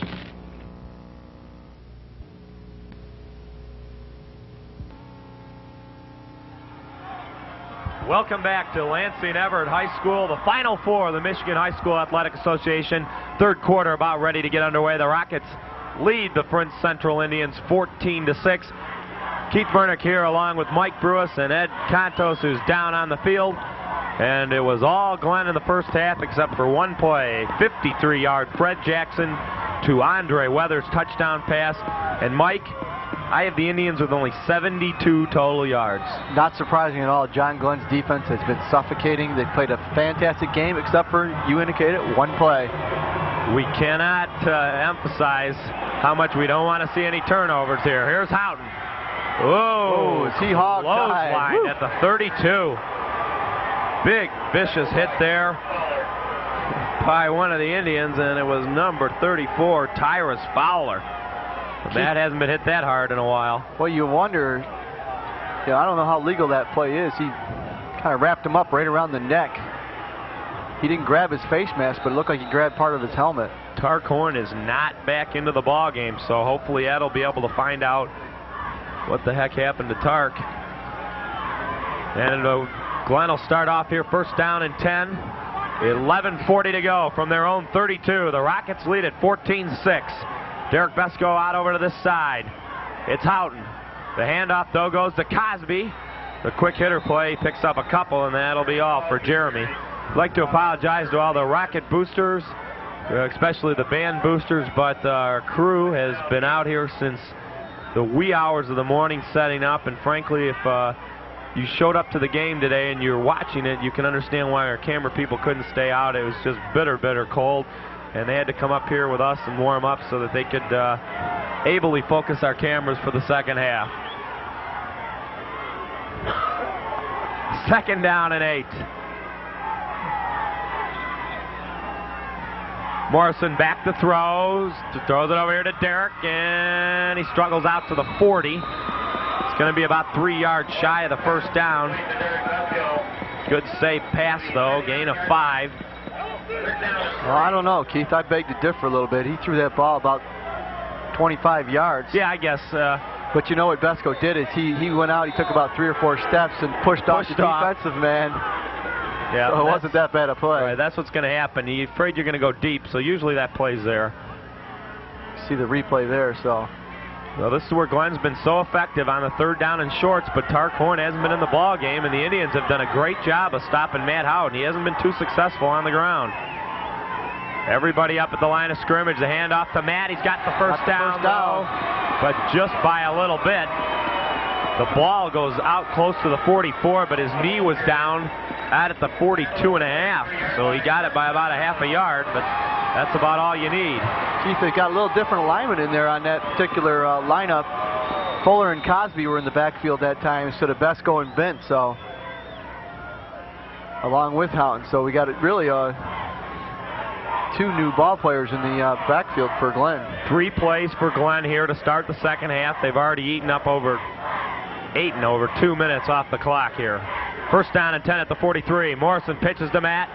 Matt with a little bit of speed out to the 48, and that's a nice little gain of 5. Keith, it looks like we're watching the first half again. Horn's got, I can see him down there, Mike. He's got an ice pack on his knee, so he can't be feeling too good with that knee if he's got an ice bag on it as cold as it is down there. Yeah, and he's just kind of standing there. It doesn't look like he's really he's expecting to go back in. So. And he's definitely been limping, too. It's Cosby and Fuller. Lead blocking for Matt Houghton. Mike Bent's lined up on the left side. They do go to left side. Matt struggles, and a good job by Matt out to the 48. Inside Indian territory. It's going to set up third down and about 1. There you take a look at Tarcorn, Michael, and it's obvious he's not going to be back. Yeah, it could be from that one hit we saw in the first quarter. Yep, he came back after that hit, but obviously irritated it some more. Keith, that was a nice run by Matt Howden because he was hit at the line and spun and gained about 2 yards. So third and about 1 yard. It's getting cold up here now all of a sudden. Yeah. Third down and a little bit longer than a yard. Fuller and Cosby will lead black for Matt Howden. A pitch to the right side. That's Glenn's pet play. Got it. And Matt, another first down. And again, by the shortest of margins, but it'll do. Keith, like I said, it's like we're watching the first half all over again. Just a couple different ball players in there performing. And that's where you get that team concept. Tarcorn goes down, Houghton steps up. You got Derek Besko. See him coming back in the ball game now. Number 41, Fuller coming out. But those two guys are changing, and Houghton and Tarcorn changing positions. Total team concept. Well, they're going to try Derek Besko now in the backfield. This is the first time we've seen him since we've done, this is our 5th consecutive John Glenn game. And he ran the game before. A little reverse to Matt Houghton. Turns the corner. He's got to beat a guy, and he didn't do it. Great hit by number 34 again. And that's Tyrus Fowler, and that's the same guy that hit Matt on the kickoff return. That was just a great play by Fowler. If you really look at it, it was wide open. However, there was 2 defenders against Houghton, and Houghton was by himself. But everybody else for both teams was on this side of the field. So it's a great individual effort by Fowler. A loss of a yard. This time Besko comes back out over to this side. It's Cosby and Houghton, second down and 11. Morrison fakes the handoff, back to throw. Good block by Houghton. Fires it down. Here's Gow. Besko dropped the football. It would have been a little bit short of the first down, but the way he makes second and third efforts, he probably could have had the first. A little bit disgusted with himself. Morrison threw it right there. See, Besko runs a nice clean route here. It's wide open, just didn't handle the ball there. So third down and 11. Keith, I want to see my favorite play, Mike Bent over the middle. We haven't seen it yet. You only see it seemingly when they're down at the 10-yard line. When they want to score a touchdown, right. This is a big play here. 6:51 to go. Just started the third quarter. You get a feeling if the Indians can hold, this is all of a sudden a real new game. And it's been dominated by Glenn. Bryant steps up. Oh, interference. And the referee had to back out of the way. He didn't even see it. No, you're right. He didn't. The players were coming at him, so he completely turned his back to the play. He didn't even see it. Keith, and we can't tell from this angle if it was a catchable ball either. It could have been out of bounds, but... Wow, I'll tell you, one way or the other, he didn't even see it.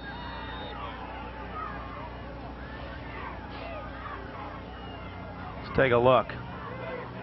Well, that's just horrible positioning by that official. He was looking down on the ground.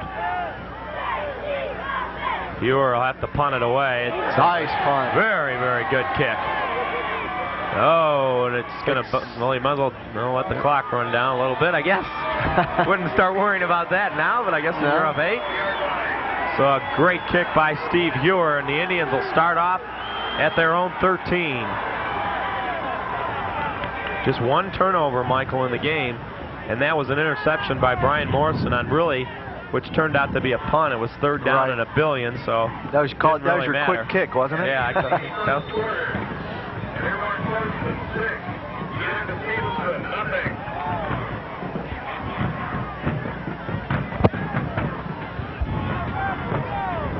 So Jackson brings him up. 6:19 to go here in the 3rd quarter. Handoff and right at the line of scrimmage. Boy, this is kind of a replay of the first half, Mike. Except Glenn didn't score and Glenn Griffin got a yard instead of lost a yard. That's the first play they ran in the first start of the game. You know, Flint Central kind of abandoned their running offense and went to a passing game when they're down 14-0. And we talked about it in the pregame show. They are a good running team, so yeah, there's no doubt about it. I think they're going to start to try to establish a little bit of a running game here in the second half. And I thought the same thing you did, Mike. And I didn't mean to cut you off about them abandoning the running game, but they've ran 7 times and thrown 8. So, and that's, I thought was really the same thing you did. And now it's 8 and 8. And I'm puzzled by those first 2 calls. I really am. Trying to get some kind of momentum. Well, they're inside the 20 too, so maybe they don't want to take a chance, but they're going to have to take a chance here. Yeah, you got to get it out of there. Just don't want to give the ball right back to Glenn. Keith, look for that pass in the flat to D'Angelo Mitchell. They went to it twice in the first quarter on 3rd down. So a huge play here, unbelievable. Only 5 minutes to go in this quarter. We just seemed like we just started. Going long. He just throws it up straight up in the air. And the closest man to it was the 2 guys with the tarps on them for the Flint Central Indians. They apparently aren't getting into any action. And it'll be 4th down and 7, so Glenn with a very impressive series on defense will hold. Jim Tennant put a lot of good pressure on the quarterback, Fred Jackson, so... We need a Matt Houghton punt return and then a Matt's catering spot right in a row here. 4:54 to go in the 3rd. In order. We're going to have them in order. First, Mr. Houghton. Yeah, hey, look away from him. Whoa, Henry with a great job. Got room. Got all kinds of room. Flag. Oh, flag. And Jake Henry gets down to 20. Boy, he didn't even need to do anything. Jason Fuller looking at the bench. And I guess it was against him by the way he's reacting. But holy cow, what a fine play. Well, we got to see Jake a replay Henry. of this. I don't know if they got it in the truck or not, but Jake Henry made a great catch. That was dangerous. And the coaches are just going, well, they're a little concerned, let's put it that way, on that call. Very, very unhappy, Keith. Well, they're going to... And I don't know if we can see a replay or not of the block Fuller threw. I don't know. I can't comment. I didn't see it. So let's put it this way. The guy that threw the flag is the same guy that had his back turned to the pass interference penalty. So. Right. And he's doing some talking down there to some of the coaches.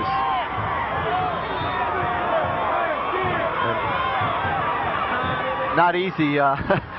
Not easy to be missing some calls and then standing right next to the John Glenn team. Well, so. the way and Morrison's got it. Whoa, boy.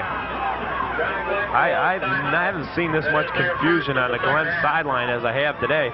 If there's been one thing that they've done wrong, it seems to be a lack of getting guys in and out here. I don't know. I think maybe Brian Besco might be hurting a little bit because normally, as we all know, he plays offense, and he's not in there.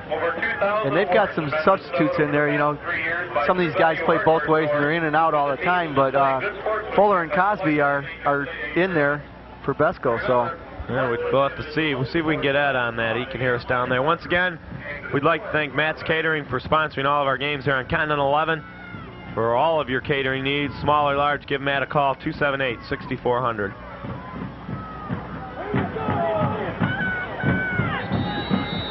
Again, we haven't seen Tarcorn. We haven't seen Brian Besco. Well, they're taping up Tark's knee, so. Well, they're going to try Derek Besco, it appears, at tailback now with Fuller and Cosby. Matt Houghton ran hard, but the Indians really did stop him. So Derek's going to get his first crack at it. Handoff up the middle, and he's going to get a yard. And I'll tell you what, you have to give, you don't have to if you don't want to. Do you want to? I don't know. What are you saying? You have to give the Indians credit on defense, Mike. They have really put the clamps on Glenn's running game here since really the mid part of the second quarter. Yeah, they've obviously made some adjustments in the second quarter and at halftime to really plug up the middle. 2-yard gain for Derek, 2nd down and 8. Well, you just... Well, you're missing another guy. Another guy's coming in late. Somebody's going to make a big play to win this football game because it's been just on dead for about the last 12 minutes. Pitch goes to Houghton. Houghton gets a good block from Cosby. Oh. He almost found a seam there, yeah, one guy again. And it was Corey Robinson in on the stop. Well, number 76, Corey Robinson. 3rd down. And Matt picked up about 3. Third down and 5. See the replay here. Houghton makes a little cut in the backfield right there. Freezes the defenders. Almost found a seam. Well, Keith, obvious passing situation here. I think, Glenn, if you're Glenn, you don't want to get into this situation, and perhaps maybe they got to look to throw the ball on 1st or 2nd down. Well, I'm not even sure. I mean, you've got an 8-point lead. Can't risk any kind of turnover here. Morrison trying to draw him off, hands the ball to Cosby. Jeremy fights, but gets down to about the 43. And Glenn did play it safe. They're going to play field position with Flint Central a little bit, and they'll be forced to punt. Let's go down to Ed Contos. Keith and Mike, they taped up the left knee and ankle area of Horn's leg. I talked to the trainer. The trainer said he's going to be all right. They're just doing it to secure it. They do expect him to be back in the game. Back to you guys upstairs. Well, that's good. That's good news. They have certainly stopped the rest of the Glenn running game. Weathers back to receive. It's a high, booming kick by Hewer, and it's going to bounce into the end zone, unfortunately. So, Indians will start off 1st down and 10 at their own 20-yard line. That's not really what Glenn wanted, and then Glenn's going to have to stop him again on D, Michael. Yes, they are. And Keith, you're right. As exciting the first half was, this is basically just a battle in the trenches, and there's really no winner. They're just kind of forcing each other to punt. And if you're John Glenn, you got to be happy. Yeah, you got to be happy with that. That's exactly why I think head coach Chuck Gordon elected not to throw the ball there. But you got to also be a little bit afraid of the speed of Flint Central. They can make this one-point ball game real quick. Yeah, they do have the speed, but I don't think it's been as advertised, though. I expect a little bit more quickness. Should have been a penalty there, Keith, because Andre Weathers was in motion, and he cut upfield. And there was no flag. He cut upfield before you don't expect the guy over here to make that call, do you? That's our buddy that called the clip, missed the pass interference one, so. He's having a bad day at the office. He's good at underhanded balls to the sideline, though. 2:09 to go here in the 3rd quarter, and 2nd down and 10 for the Indians. Jackson goes back, throws, Mike Bit almost had it. Great coverage. And it was a great job by Mike there. Jason Turner was the intended receiver. Keith, I was going to say Fred Jackson, we're going to see a replay here. I was going to say I'm not really impressed with him, but this was really not his fault. That was just a nice play by Mike Bent. So but he hasn't really been real crisp on his passes. That's why I said I don't think their speed's been as advertised either. I mean, of course, I was just thinking of what I was hearing, and I was envisioning a little bit better. I mean, we saw Jason Bardis earlier. We saw Joe Pesci for Harrison, and they seem to be able to throw the ball better so far than Mr. Jackson. Going long. He's going long. Got a man. And we speak. My mouth shut. Oh, boy, goes Rico Hurd down inside the 30 to the 28. Boy, I don't know. Brent Washington, he tackled. Well, I don't know. It almost looked like he tackled the ball right out of his arms, but he's probably down already. 54 yards for Rico Hurd. Well, we did talk about the possibility of going long and the speed and everything else, and Rico Hurd broke a tackle. Well, they dominate and dominate a whole football game, and Flint Central's come up with 2 plays. 1:40 to go, rather, here in the third quarter. First down and 10 for the Indians at the 28. The pitch to Weathers. Weathers cuts it inside. It's going to get about a yard, and that's it. Jim Tennant, nice tackle.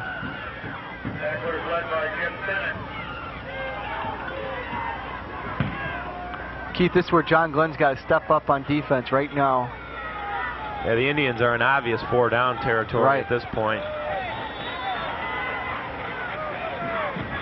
That's one thing. Without a kicking game at this level in the AA semifinals, you don't have to worry about them doing anything other than trying to get in the end zone. Right. Watch for the pass right here. Jackson almost fumbled the snap. Keeps it. He's in trouble. Nice. And he's popped. He'll lose a couple. Loses 3 exactly. It'll set up 3rd down and 11. And this is where Glenn's been in trouble on the 3rd down plays. Boy, nice stick in there by Mike Bent and Jason Batchelder. Yeah, we saw that play before. I don't know. It's kind of like a bootleg, but he really hasn't been able to do anything with it. See a replay. He's trying to get outside there, and Fuller got a piece of him, and everybody else came up, cleaned up. That was a weird play. Yeah. It's 3rd down and 11. I think the Indians are going to have 2 shots at this first down, so Glenn's just going to have to hold him twice. Back to throw goes Jackson. Going long. He's going long again. Boy, is he throwing it up back there this time. And it's incomplete. And the wind's really holding that ball up in the air, and it's almost scary watching these guys go for it. I mean, he just threw that ball up in the air for grabs. The only thing that grabbed it really was the wind. It pulled it away from Henry and Houghton. So it's 4th down and 11.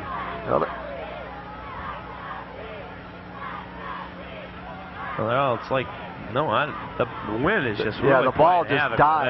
Absolutely died. Well, 4th and 11 from the 30-yard line. 3 wideouts to the far side. Mitchell, Weathers, and Hurd. Jackson goes back to throw. Double pass. Well, that's a forward right there. Yep. And Weathers breaks a few tackles, but he's stopped by Washington and Cosby. And I think you're right, Mike. It might have been a double pass. But you know what? Unfortunately, the first one was forward to begin with. It was. It sure looked, the way he did that, he didn't really go forward hardly at all, but I think he did possibly just a little bit. We've played 3 quarters here at Lansing Everett High School. The Rockets are 1 quarter away from heading to the Silverdome. They lead the Flint Central Indians 14-6. We'll be back for the 4th quarter right after this. You're watching Rocket Football on Continental 11.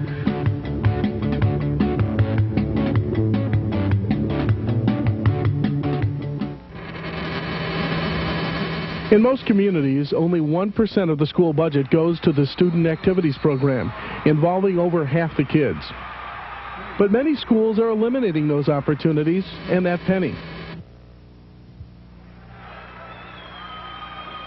School activities need your support to be funded the right way, through the general school budget.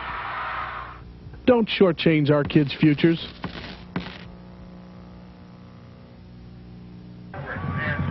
Back here at Lansing Everett High School, Keith Bernick along with Mike Brewis up here in the booth. Ed Contos down on the field. The whole crew up here in Lansing on a gorgeous but cool, very cold November. Well, a Saturday before Thanksgiving, and the Rockets will certainly enjoy their Thanksgiving if they can pull this one out here. And what a nice holiday it would be, knowing they're going to the Silverdome. I wonder if they'd have to practice on Thursday. Oh, of course. Give thanks right in the Glenn weight room with some more interviews. Coach doesn't want them eating too much, though. Fourth quarter underway. Tarcorn is back in the ball game. Derek Vesco goes out to the far side.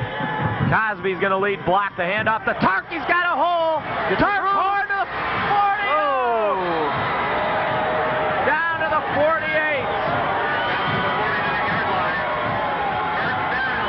Boy, what a hole, Keith. That's a great run. Great hole by the offensive line. 23 yards. They're telling us that was his knee they gave out. He's limping right now, so we're going to have to keep a real close eye on this. Your attention, please. We have a set of 2 car keys and a house key. Yeah, it did look like his knee was maybe buckled up a little bit on him, so. He got hit a little bit. That was a great block, crackback block there by Matt Swartz to open that hole. 19 carries, 91 yards for Tark. He sat out the better part of a quarter. First down and 10 for the Rockets at the 48. Hand off to Horn. Horn, look at him go. Pick up a 3. Boy, that is a tough 3 yards. Sure was. And Keith, he can still run inside even with that bum knee. He's still got some strength. They're going to stay with him, so. That 30 pounds between him and Matt making a little bit of a difference at tailback. Tark able to get an extra yard and a half. Almost 4 yards on that. Second down and 6. Clock on the roll here. That's about the most important thing right now. Morrison pitches to Horn. Gets a block from Jeremy. And he gets down and close quickly. But not before he gets to within a yard of the first down. Third down and a yard. 10:30 to go. The Rockets lead at 14-6. The winner of this game goes to the Silverdome this weekend to play the winner of the Fordson Utica Stevenson. I was going to say Birmingham Seahome. Too many things going through my mind. I got to remember I'm in Lansing. It's hard enough. Third and a yard.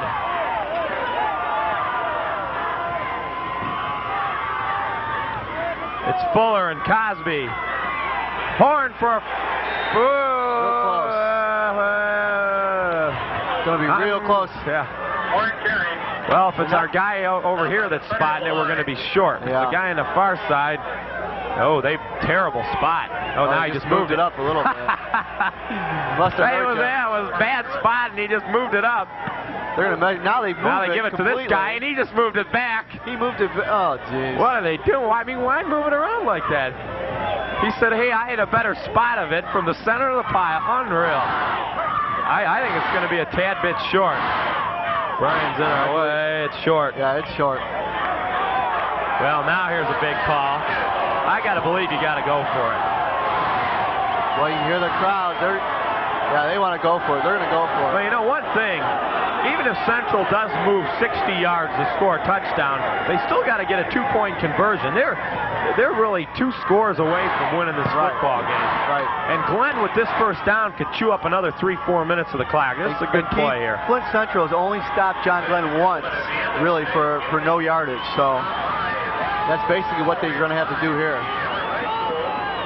Well, I'll tell you what, since we've been doing Glenn here this year, with the 2 guys in blocking for Tark, that's the shortest gain ever. Right. So the odds on this happening again, hopefully, are as minute as they should be. Hand off to Tark. First down and 10 for the Rockets. Past the 40, about the 39.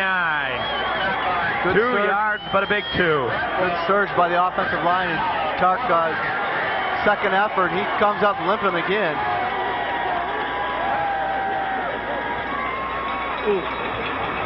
Gutsy performance here by Tark Horn.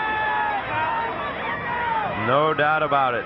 Keith, I noticed at the end of the third quarter, the Glenn players, a lot of them playing double duty, both offense and defense, came over and were really sucking down the water. They looked pretty tired, but I think they really needed that.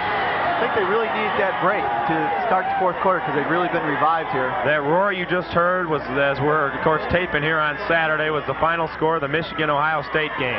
Horn off the left side, hits hit on that knee, gets about 6. Second down and 4. Boy, oh boy, I don't really want to talk too much about the Michigan game because it's going to be over, but I expected them to win, but 28-0. Yeah, that's a really impressive score. And Cooper has not beaten Michigan since he's been there, so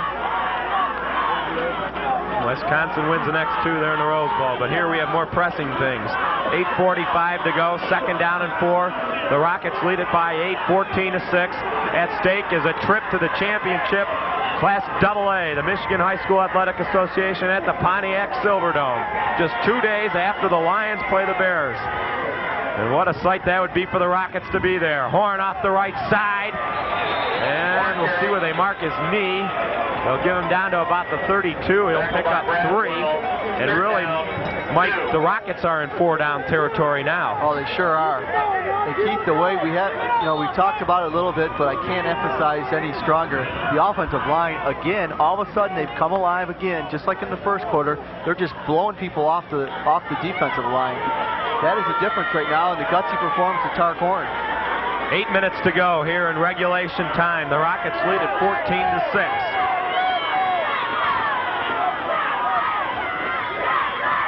Morrison pitches to Tark. He's got a hole. Hold on to the ball. First down.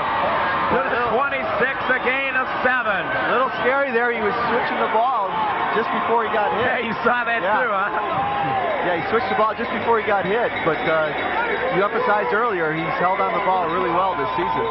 First down. Don't jinx him. First down. I said regulation time. I was wondering why I was saying that too.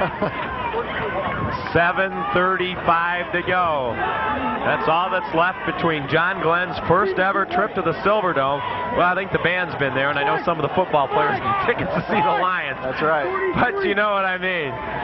Yeah, that's, our engineer just said Derek Vesco and Brian Vesco sit behind me in the end zone, so it'll be a happy Thanksgiving for them.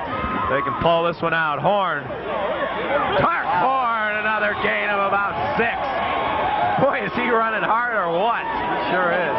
Unbelievable effort by Tark. Horn is the ball carrier, tackled by the right side of the defense. Second down. Boy, he is limping, and he gets up, he limps back, and then he just runs harder every time, it seems like. You wait for him to pull him out, but they're not going to pull him out. Under 7 minutes to go here in the football game. The Rockets lead at 14-6. They're at the 20. They're 20 yards away from really salting this one away, but it's a long 20 yards. And Brian's going to have to take a timeout here. I don't know. These are starting not to bother me at all. You might as well be safe. You know, they switched Matt Swartz and Jim Locke that time. Swartz came from his right tackle position and over to left guard, and Locke played right tackle. So. While we got a moment getting away from the game, and I'm personally going to look for some people to thank. I'm going to get to the mats in a second here, but to thank here at Lansing Everett High School. It's been just a phenomenal place. I got to make a point to do that. And again, somehow the Glenn Booster Club can correspond to the people here at Lansing how much we appreciate it. Just a fine setup here. We'd also like to thank Matt's Catering for sponsoring all of our football games this year. We hope the Booster Club can help out Matt's and patronize them for sponsoring us all year long and enabling us to provide you Rocket football action, especially here in the playoffs. If you have any kind of catering needs, give Matt a call, 278-6400.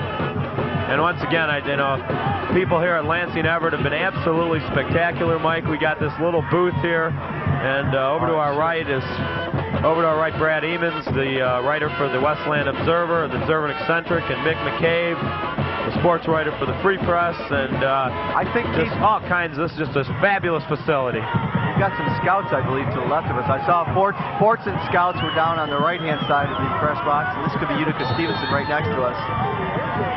We understand from Ed on the field, Tark Horn's going to get the ball on a sweep here, so let's see what happens. So Second down and a long 4. 6:30 to go. Brian pitches to Tark. Tark with a hole. Fumbled the ball. He did. And it is. He did fumble. We got a flag down, or was that just for the He fumble? threw his flag instead of his beanbag.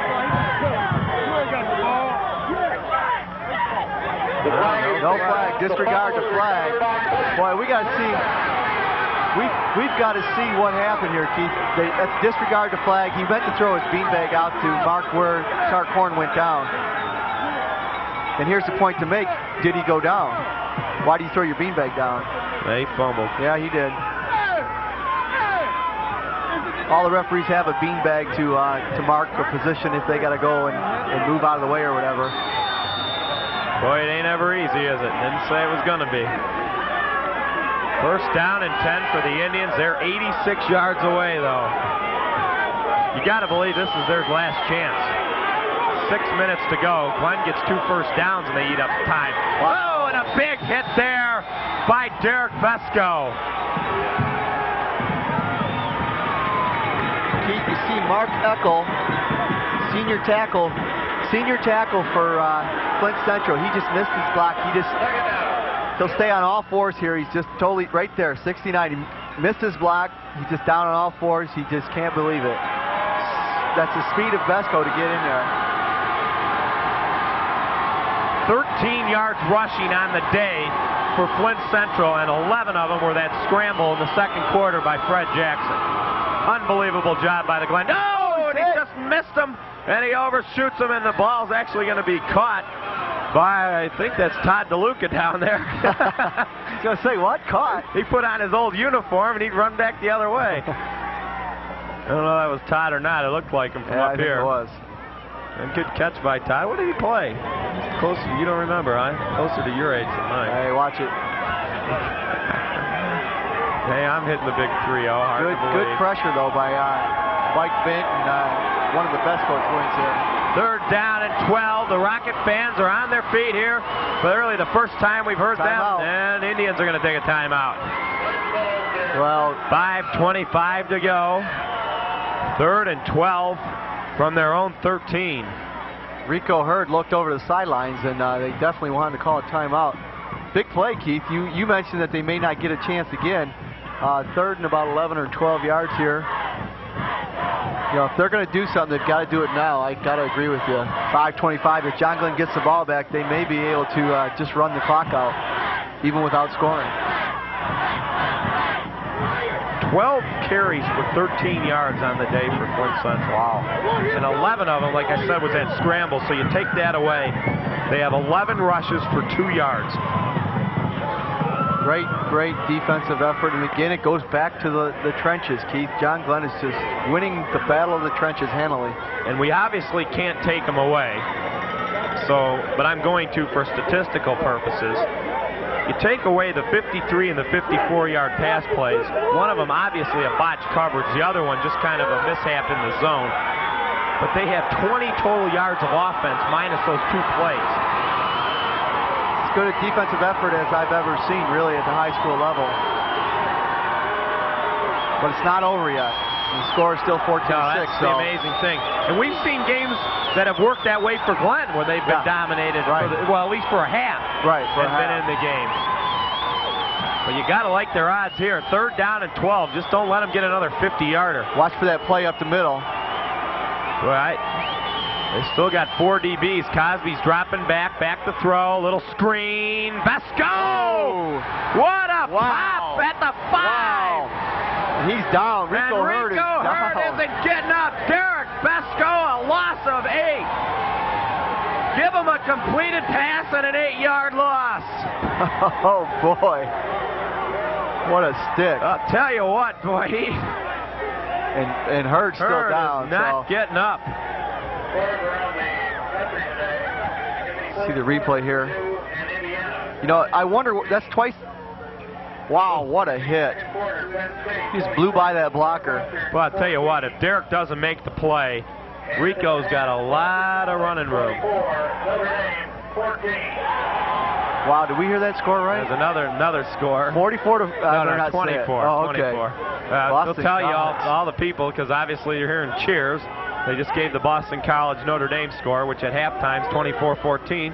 Of course, while you're watching this, BC. Notre Dame's come back to win 50 to 30. Maybe. Keith, that's certainly hope Rico Hurd's okay. It looked like it was more of a leg situation than.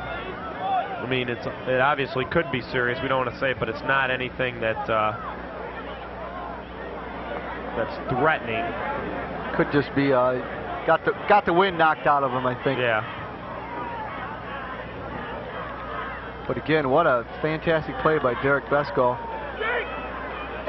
And Keith, you said he had a lot of room. I didn't really notice that, but that's twice now they've run that type of play where they've got about 10 to 12 yards, and they're not throwing downfield. They're sending everybody long, and it hasn't worked for them yet. So give credit to the outside linebackers and the defensive ends, because they are doing their job.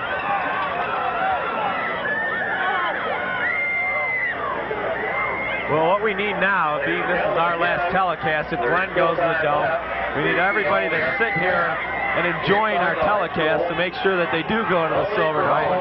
Help this football team on this weekend at the Silverdome. They can hang on here with 508.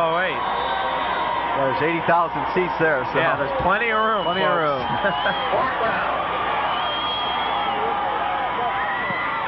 There's the punt, and Matt's just going to let it. Well, didn't let it do anything. So the wind really took that one away a little bit. Glenn's going to start off at their own. There's Derek Besko. Still got some time left, Derek. 4:54 to go. Glenn has the ball at their own 37. Keith, we've been talking about Glenn using up time and everything else. But right now, I think they've got to go in. They've got to score a touchdown. I'd really like to see them do that. That's going to reassure them of a victory. That would reassure my reassurance, huh? Yes. Again, it's Cosby, Fuller, Tark in the backfield. No one split out. 1st and 10 for the Rockets at the 37. Morrison hands it off to Tark. Tark. Got some room. You saw it, folks. Down to the 26. 12 yards for Tark. What does Lou Holtz call it? Smash mouth football. And John Glenn is doing that right now, boy. That was another Indian down on the field. Well, you know what? Glenn better score, because Ed Contos picked the score 14-6. Right. And if it stays like that, I'm going to... We'll never hear the end of it. No.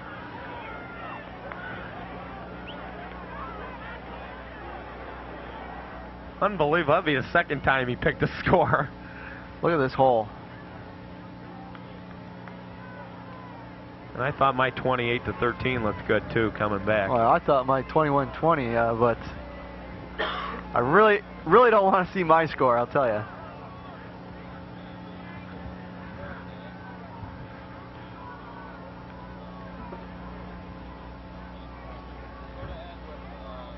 So then,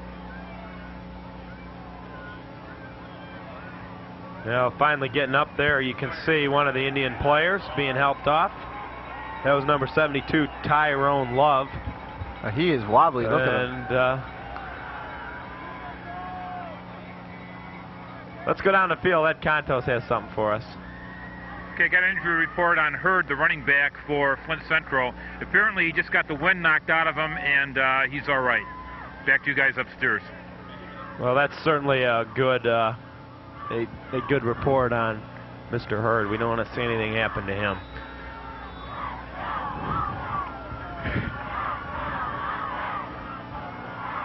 First down and 10 for the Rockets. Clock is on the move here. 4:35 to go. They lead at 14-6. Morrison hands it off to Tark.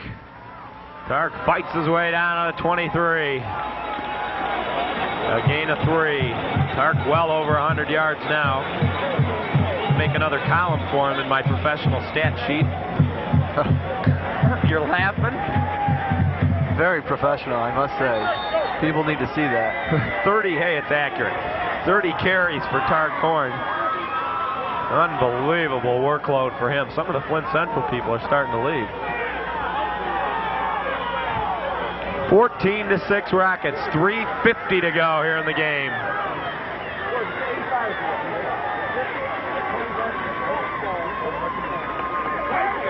Tark off the side, hangs on to the ball.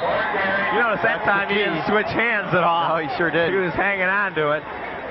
Picks up 5, 31st he's coming out of the game for He's Tark. coming out.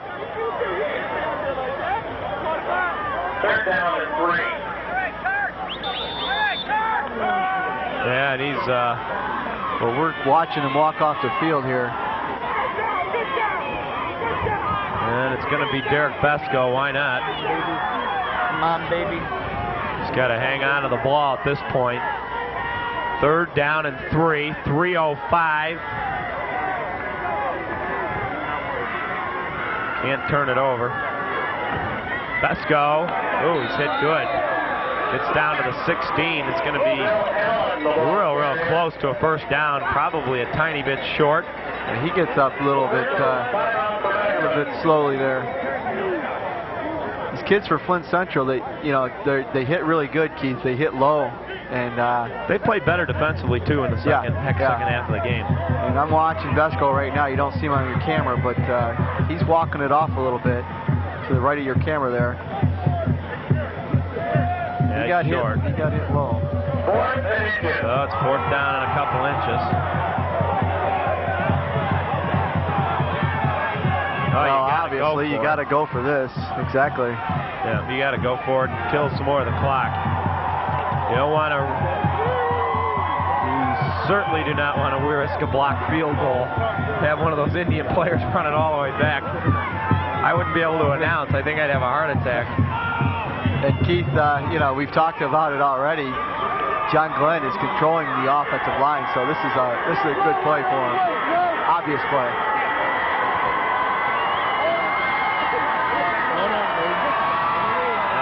Crowd. This is the first time I ever heard in an outdoor high school stadium they asked the crowd to quiet down. Come on, baby. Fourth down and inches for Glenn. 14-6 Rockets. 2:45 and counting left in the game. Morrison pitches. Besco, first down at the 15. Wow, surprise call, really. And a Cosby's hurt. And now Jeremy Cosby's hurt.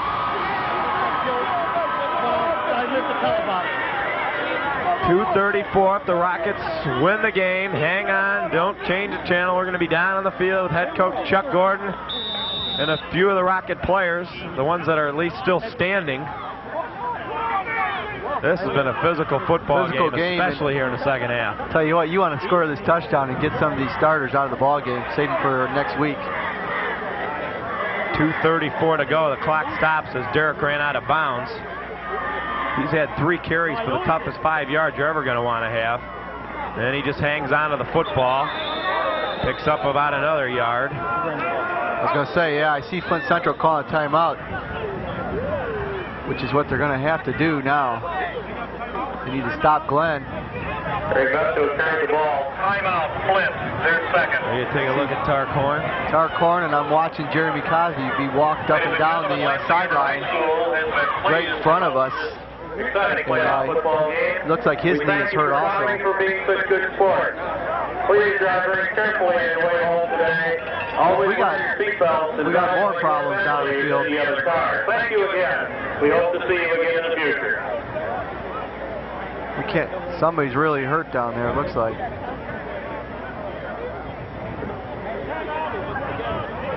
Oh yeah, Dad. Yeah, they couldn't get unhooked. Well, that's the first time I've seen that. Yeah, I don't know what they were hooked on. Boy, it sure looked like they were really hurt, but you see the officials laughing. One of the coaches is laughing. So that's good. I thought somebody was really seriously hurt. Yeah, they were flopping around there. 2:25 to go, and you see Jason Kolb down there practicing, so maybe they might kick this if they do get stopped. Because Jason Cole wants to do it probably. Flint Central could conceivably get the ball back. Well, not conceivably. They're going to get it back with probably around 2:05, 2:10. They have 2 timeouts left. If Glenn was successful at kicking the field goal, they'd kick off. And Channel 11 in Westland will have the game replay on Monday and Tuesday next week, 8 o'clock both nights. Keith, if you're John Glenn, you're not thinking about Flint Central getting the ball back. Right now, you're thinking 2nd and 9. Let's get a first down and see what we can do from there. Maybe try to score a touchdown here and lock this victory up. I'll tell you what, a pass would fool everybody in the whole ballpark. Sure would. From the 14-yard line. Guys, you don't really want the guys to run the ball back. You got to really pound the ball 3 more times. You just have to do that.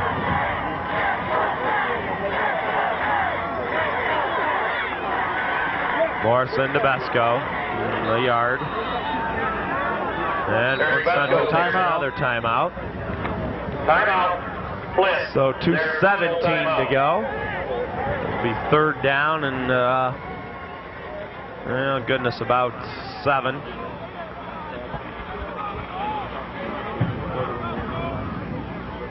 And both teams are going to go over to the sidelines. Keith, I'm looking for Kolb. I don't see him down there. I'm just wondering. There he is. A couple of players talking to him, so looks like he is ready. He may go in and kick a field goal if they don't get this. Keith, you and I are up here in the booth, so we're not coaching down the field, obviously. But yeah, I'd love to see him throw a pass right now.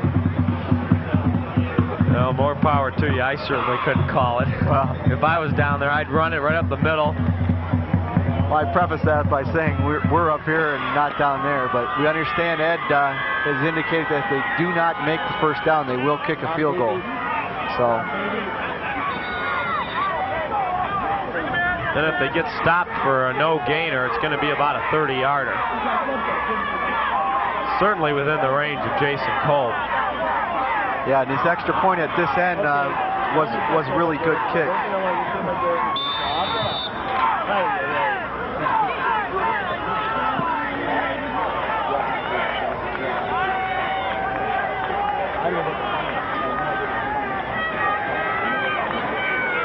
Third down and 7. Oh, they're going to throw. And there's no one open. For it. Oh. Wow. Orson pass intended for Brian Besco is incomplete. Oh, boy. That wasn't the pass play I was looking for, but... What were you looking for? I was looking for something over the middle, but... Andre Weathers wasn't fooled at all, and give him credit. Yeah. Give him credit. Well, this could do it right here. Jason Kolb will attempt a 29-yard field goal would, for all intents and purposes, put the Rockets into the Silverdome. Oh, I got a little nervous. 30-yarder for Jason Kolb. Oh, how about a 25-yard? How about it? How about a 4th and 2, and now what do you do? I think it might be about a 4th and 3, really. You know, Jake Henry signaled with his hand that he was ready, and everybody took off. And now it looks like they're going to go for it. Boy, I'd still kick the field goal. All spot at the 7-yard line. Still 4th down.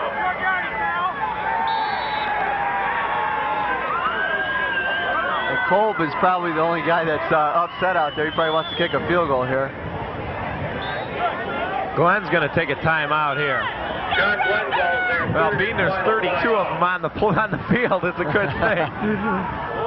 4th and 3. Well, Coach Gordon's going to have a little discussion with his whole, and there's players he wants to get away from. They all surround him.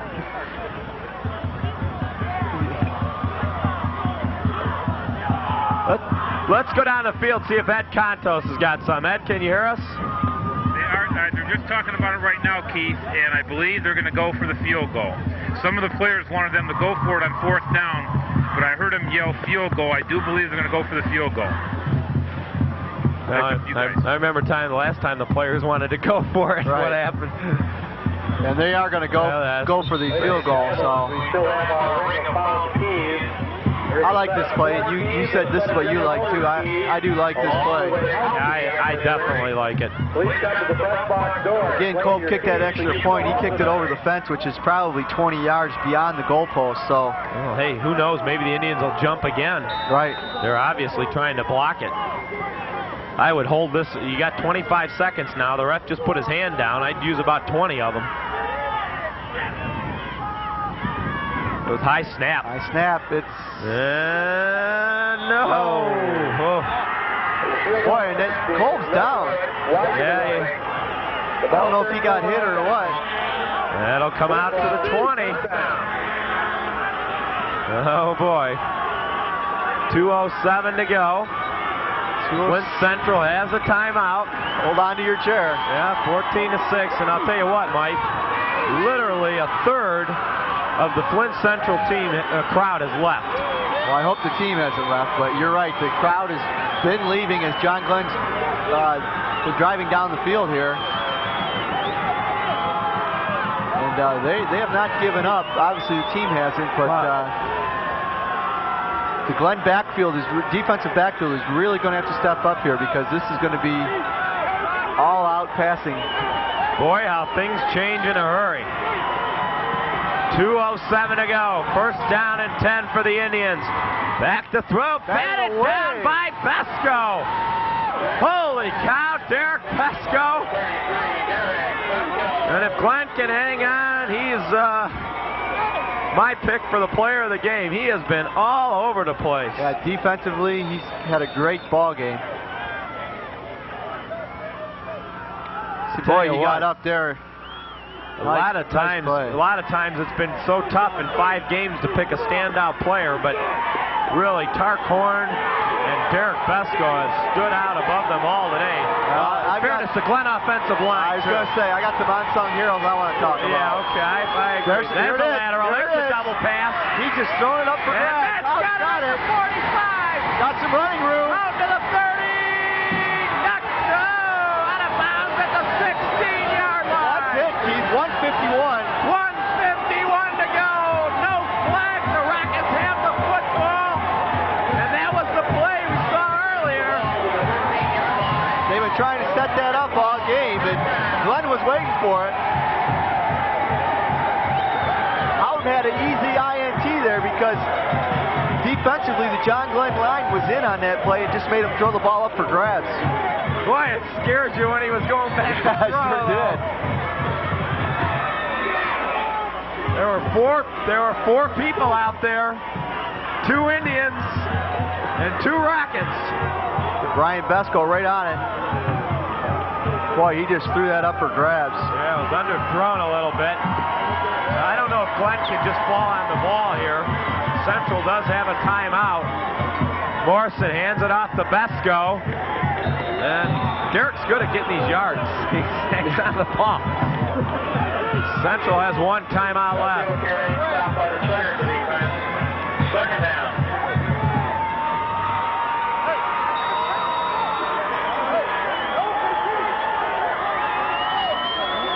Well, a minute and a half. Well, Keith, I heard you take a big sigh of relief here. I think John Glenn can pretty much wrap this game up now. Well, the weirdest thing is we've been doing interviews with about 5 weeks with the guys, so I've gotten to know about 3 or 4 of them, but it feels like you know all of them, from sitting up here for 5 weeks. Morrison hands it off. Oh, Derek trying to finish it up. Nice. Gets down to the 7. Under a minute to go. Keith, I just saw the coaching staff all congratulating each other, and boy, they're ecstatic down there on the sideline.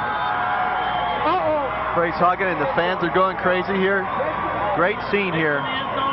Make the end zone. Make the end zone. 40 seconds.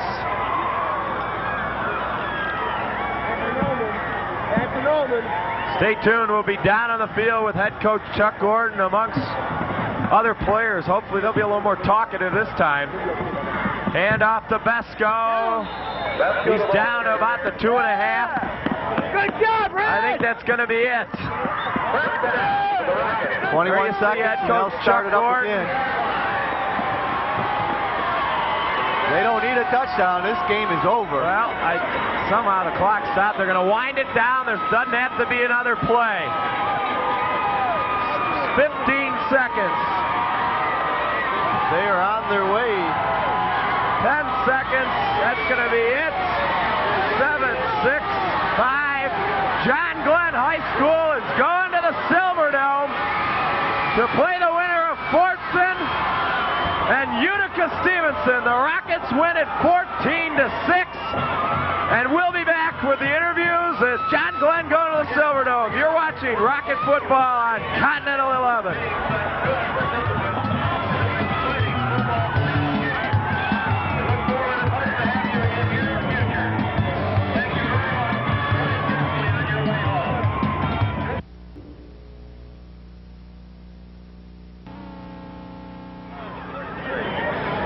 Welcome back to Lansing Everett Field, and we saw a great ball game here today with Flint Central succumbing to John Glenn's power, 14-6, and we sent Keith down on the field to see if he could get Coach Gordon. Just a fantastic ball game by John Glenn. Their physical prowess was just outstanding today. They overcame the speed of Flint Central, and a fantastic defensive ball game by the Rockets. And I'm looking down on the field now. Very physical game. Tarkhorn carried the ball 30 times. Not sure how many yards he got. We haven't added up the stats yet, but he's down on the field in crutches. Fantastic ball game by Tark. The offensive line did a great job. And we haven't really recognized these guys too much all year. Tony Tabone, Jim Locke, Tom North, Jeff Madowski, Matt Swartz, Mike Bint playing tight end. These kids have really played a good ball game today and really all season. Some of the unsung heroes. It looks like Ed's got an interview set up down on the field with Tark Horn. And Tark, as we said, carried the ball 30 times. He sat out in the third quarter and came back in the fourth quarter. And right now we're going to go down to Ed Contos on the field with Tark Horn. Welcome back to Lansing Everett High School, and one of the main reasons why John Glenn came up with a victory today was this guy standing right next to me, Tark Horn. Outstanding performance. This was reminiscent for me of the game last week against Brighton. They just couldn't stop you, especially in the first half. Well, the offensive line just played a great game from the start. That's what we wanted to do. We just wanted to get up on them early. The offensive line just hit like they never hit before. They just kept coming out great, kept coming off the line great. Anything special you did this past week in practice to get ready for this game? We just kept doing what we've been doing all season, just practicing, having a great practice all week long. Finally paid off, finally won the big one. Tark, I want to ask you about your legs. It's all wrapped up here. How bad is it right now, and are you going to be ready, do you think, for next week, for the game in the Silverdome? It's not too good right now, but I'm definitely going to be ready Saturday for the game in the Dome. Tark, a lot of us don't realize what an emotional game this could be, and the pain seemed to go away. We noticed you're making an extra effort to get. It's amazing how many guys you carried for extra yardage with that leg, and you limp back to the huddle, and then you go back out and carry it. I mean, tell us what it feels like to go back in after an injury like that. The injury, it hurted, but it's nowhere in the world I was going to stay and sit out this game. It was nowhere in the world I was going to stay out that second half going down the stretch. The pain just goes away when you get on that field, when it's coming down to the end. Well, good luck to you at the Silverdome, all right? Hope to see you there. Thanks. Derek, Brian, come on, we're on, let's go. Keith is trying Here are the, definitely, you guys had a super article on the Free Press. I got to get autographs Thursday. You guys going to the game Thursday? I'll bring it down to get some autographs. Awesome game, man. Defensively, you were all over the field. I mean, just tell us a little bit about the game today. When I was out there last quarter, I knew it was one more quarter left in my football field loss, and I had no way I wanted this to be my last game, and I was just telling everyone we just got to go crazy this last quarter if we want to play another game in our career. And we did it. and we pulled it off. I can't believe it. You were definitely all over the field, sacking the quarterback a few times. That last pass play, who the heck called that? Oh, the last pass play, the one where they rolled out that way when we were on defense. I knew that play was coming because they did it before, and they just did that little pass, and he ran it. And I knew they were going to throw it that time because they were going to throw that kind of pass, and I was just in his face, and he just threw it up for grabs, and he intercepted it. I just knew it was coming. Big hit on the running back on, I believe it was either third or fourth down in the second half. Was that the turning point in the game? Did you know you had the victory then? Yeah, I knew when we fumbled over here, we needed to get 3 and out for that, and there was not much left on the clock, and I switched sides with him. I went to the strong side because his back was bothering him a little bit, and I went to the strong side. And I really wasn't in drop, but I wasn't passing, I was just staying neutral, and I saw the guy go out in the flat over there, and I saw a couple backs going out, and then I just knew that my speed was going to beat those backs before they got in front of the ball carrier, and I just got him. Outstanding job running the ball in the fourth quarter. Are you ready for the big game at the Silverdome? Anybody who do you want to play? Fortson? It don't matter. We'll get him. Whoever it is. Coach has done a great job so far. It's current coaches, they prepare so well. I mean, right now tonight they're even starting to prepare for whoever we play. It don't matter. One big question. How do we tell you guys apart? 33-27, baby. Keith? I can't at the Silverdome, that's for sure. You're awesome at getting 1-yard gains and hanging on to the ball, though, I got to tell you that. Good luck. We'll see you guys down at Silverdome. Thanks. Mick McCabe is here, and then we're going to talk to Brian. And Mick, you've been at a lot of the Rocket games, and did you expect this team at the beginning of the year to really be in the finals? Did they have as good a shot as anybody else? Yeah, I thought they had a good shot to be in the playoffs for sure. Nobody knows for sure if they're going to be in the state finals, but this was a heck of a team. Hey, the crazy guy at Walled Lake Western last year told me that Glenn was going to be state champs this year. Of course, that was the stupidest saying. Walled Lake Western was going to be in the state playoffs last year. So I mean, Chuck's done a great job, and if he could find one more Besco for next week, I think they'd win for sure. What do you think's the strong suit of this team? Obviously, they grinded it out and really neutralized, I thought, Flint Central speed by just pounding and pounding and pounding. What do you think's their best attribute? Their speed. They're a lot quicker than anybody knows. They would do fine against these guys on the carpet, and they're going to be very tough to beat next week. What time's the game? Do you know? Everybody would want to know. 1:30, isn't it? 1 or 1:30. I didn't mean to put you on the spot. Well, we'll read your article, I guess, in Monday's paper, and I told you before that's a great thing they've done with you in the Free Press on the back page. We've certainly enjoyed you covering Glenn all year, and thanks a lot. All right, always a pleasure. Brian and Mike. Brad Jennings, Glenn alumni behind us. Go ahead, Ed. Okay, we've got one of the key men offensively here, quarterback Morrison, and your comments on the game. It's a great game. It's high intensity. Flint's a great team, but our offensive line and our whole team came out to play today. Did you expect to have the success that you had running with the ball, especially with Horn? And if that didn't work, what was Plan B? Well, we wanted to mix it up a little bit, keep them off balance, but we knew that we were bigger and we could run the ball more physical on them. And we used that to set up the pass because their best athletes were the DBs. So we wanted to kind of sucker them into some running plays that hit the passes. Were you surprised you were able to hold them so well defensively in the first half? I mean, the first 2 times they had the ball, they couldn't even get a first down. We worked hard in practice all week on their routes, and we knew they'd throw the ball a lot, and we just swarmed to the ball and came out to play.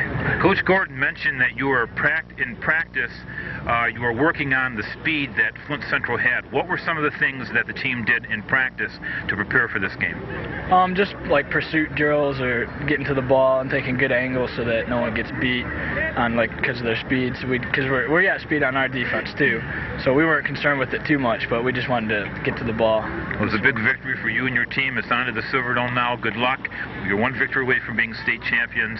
Outstanding performance. Thank you.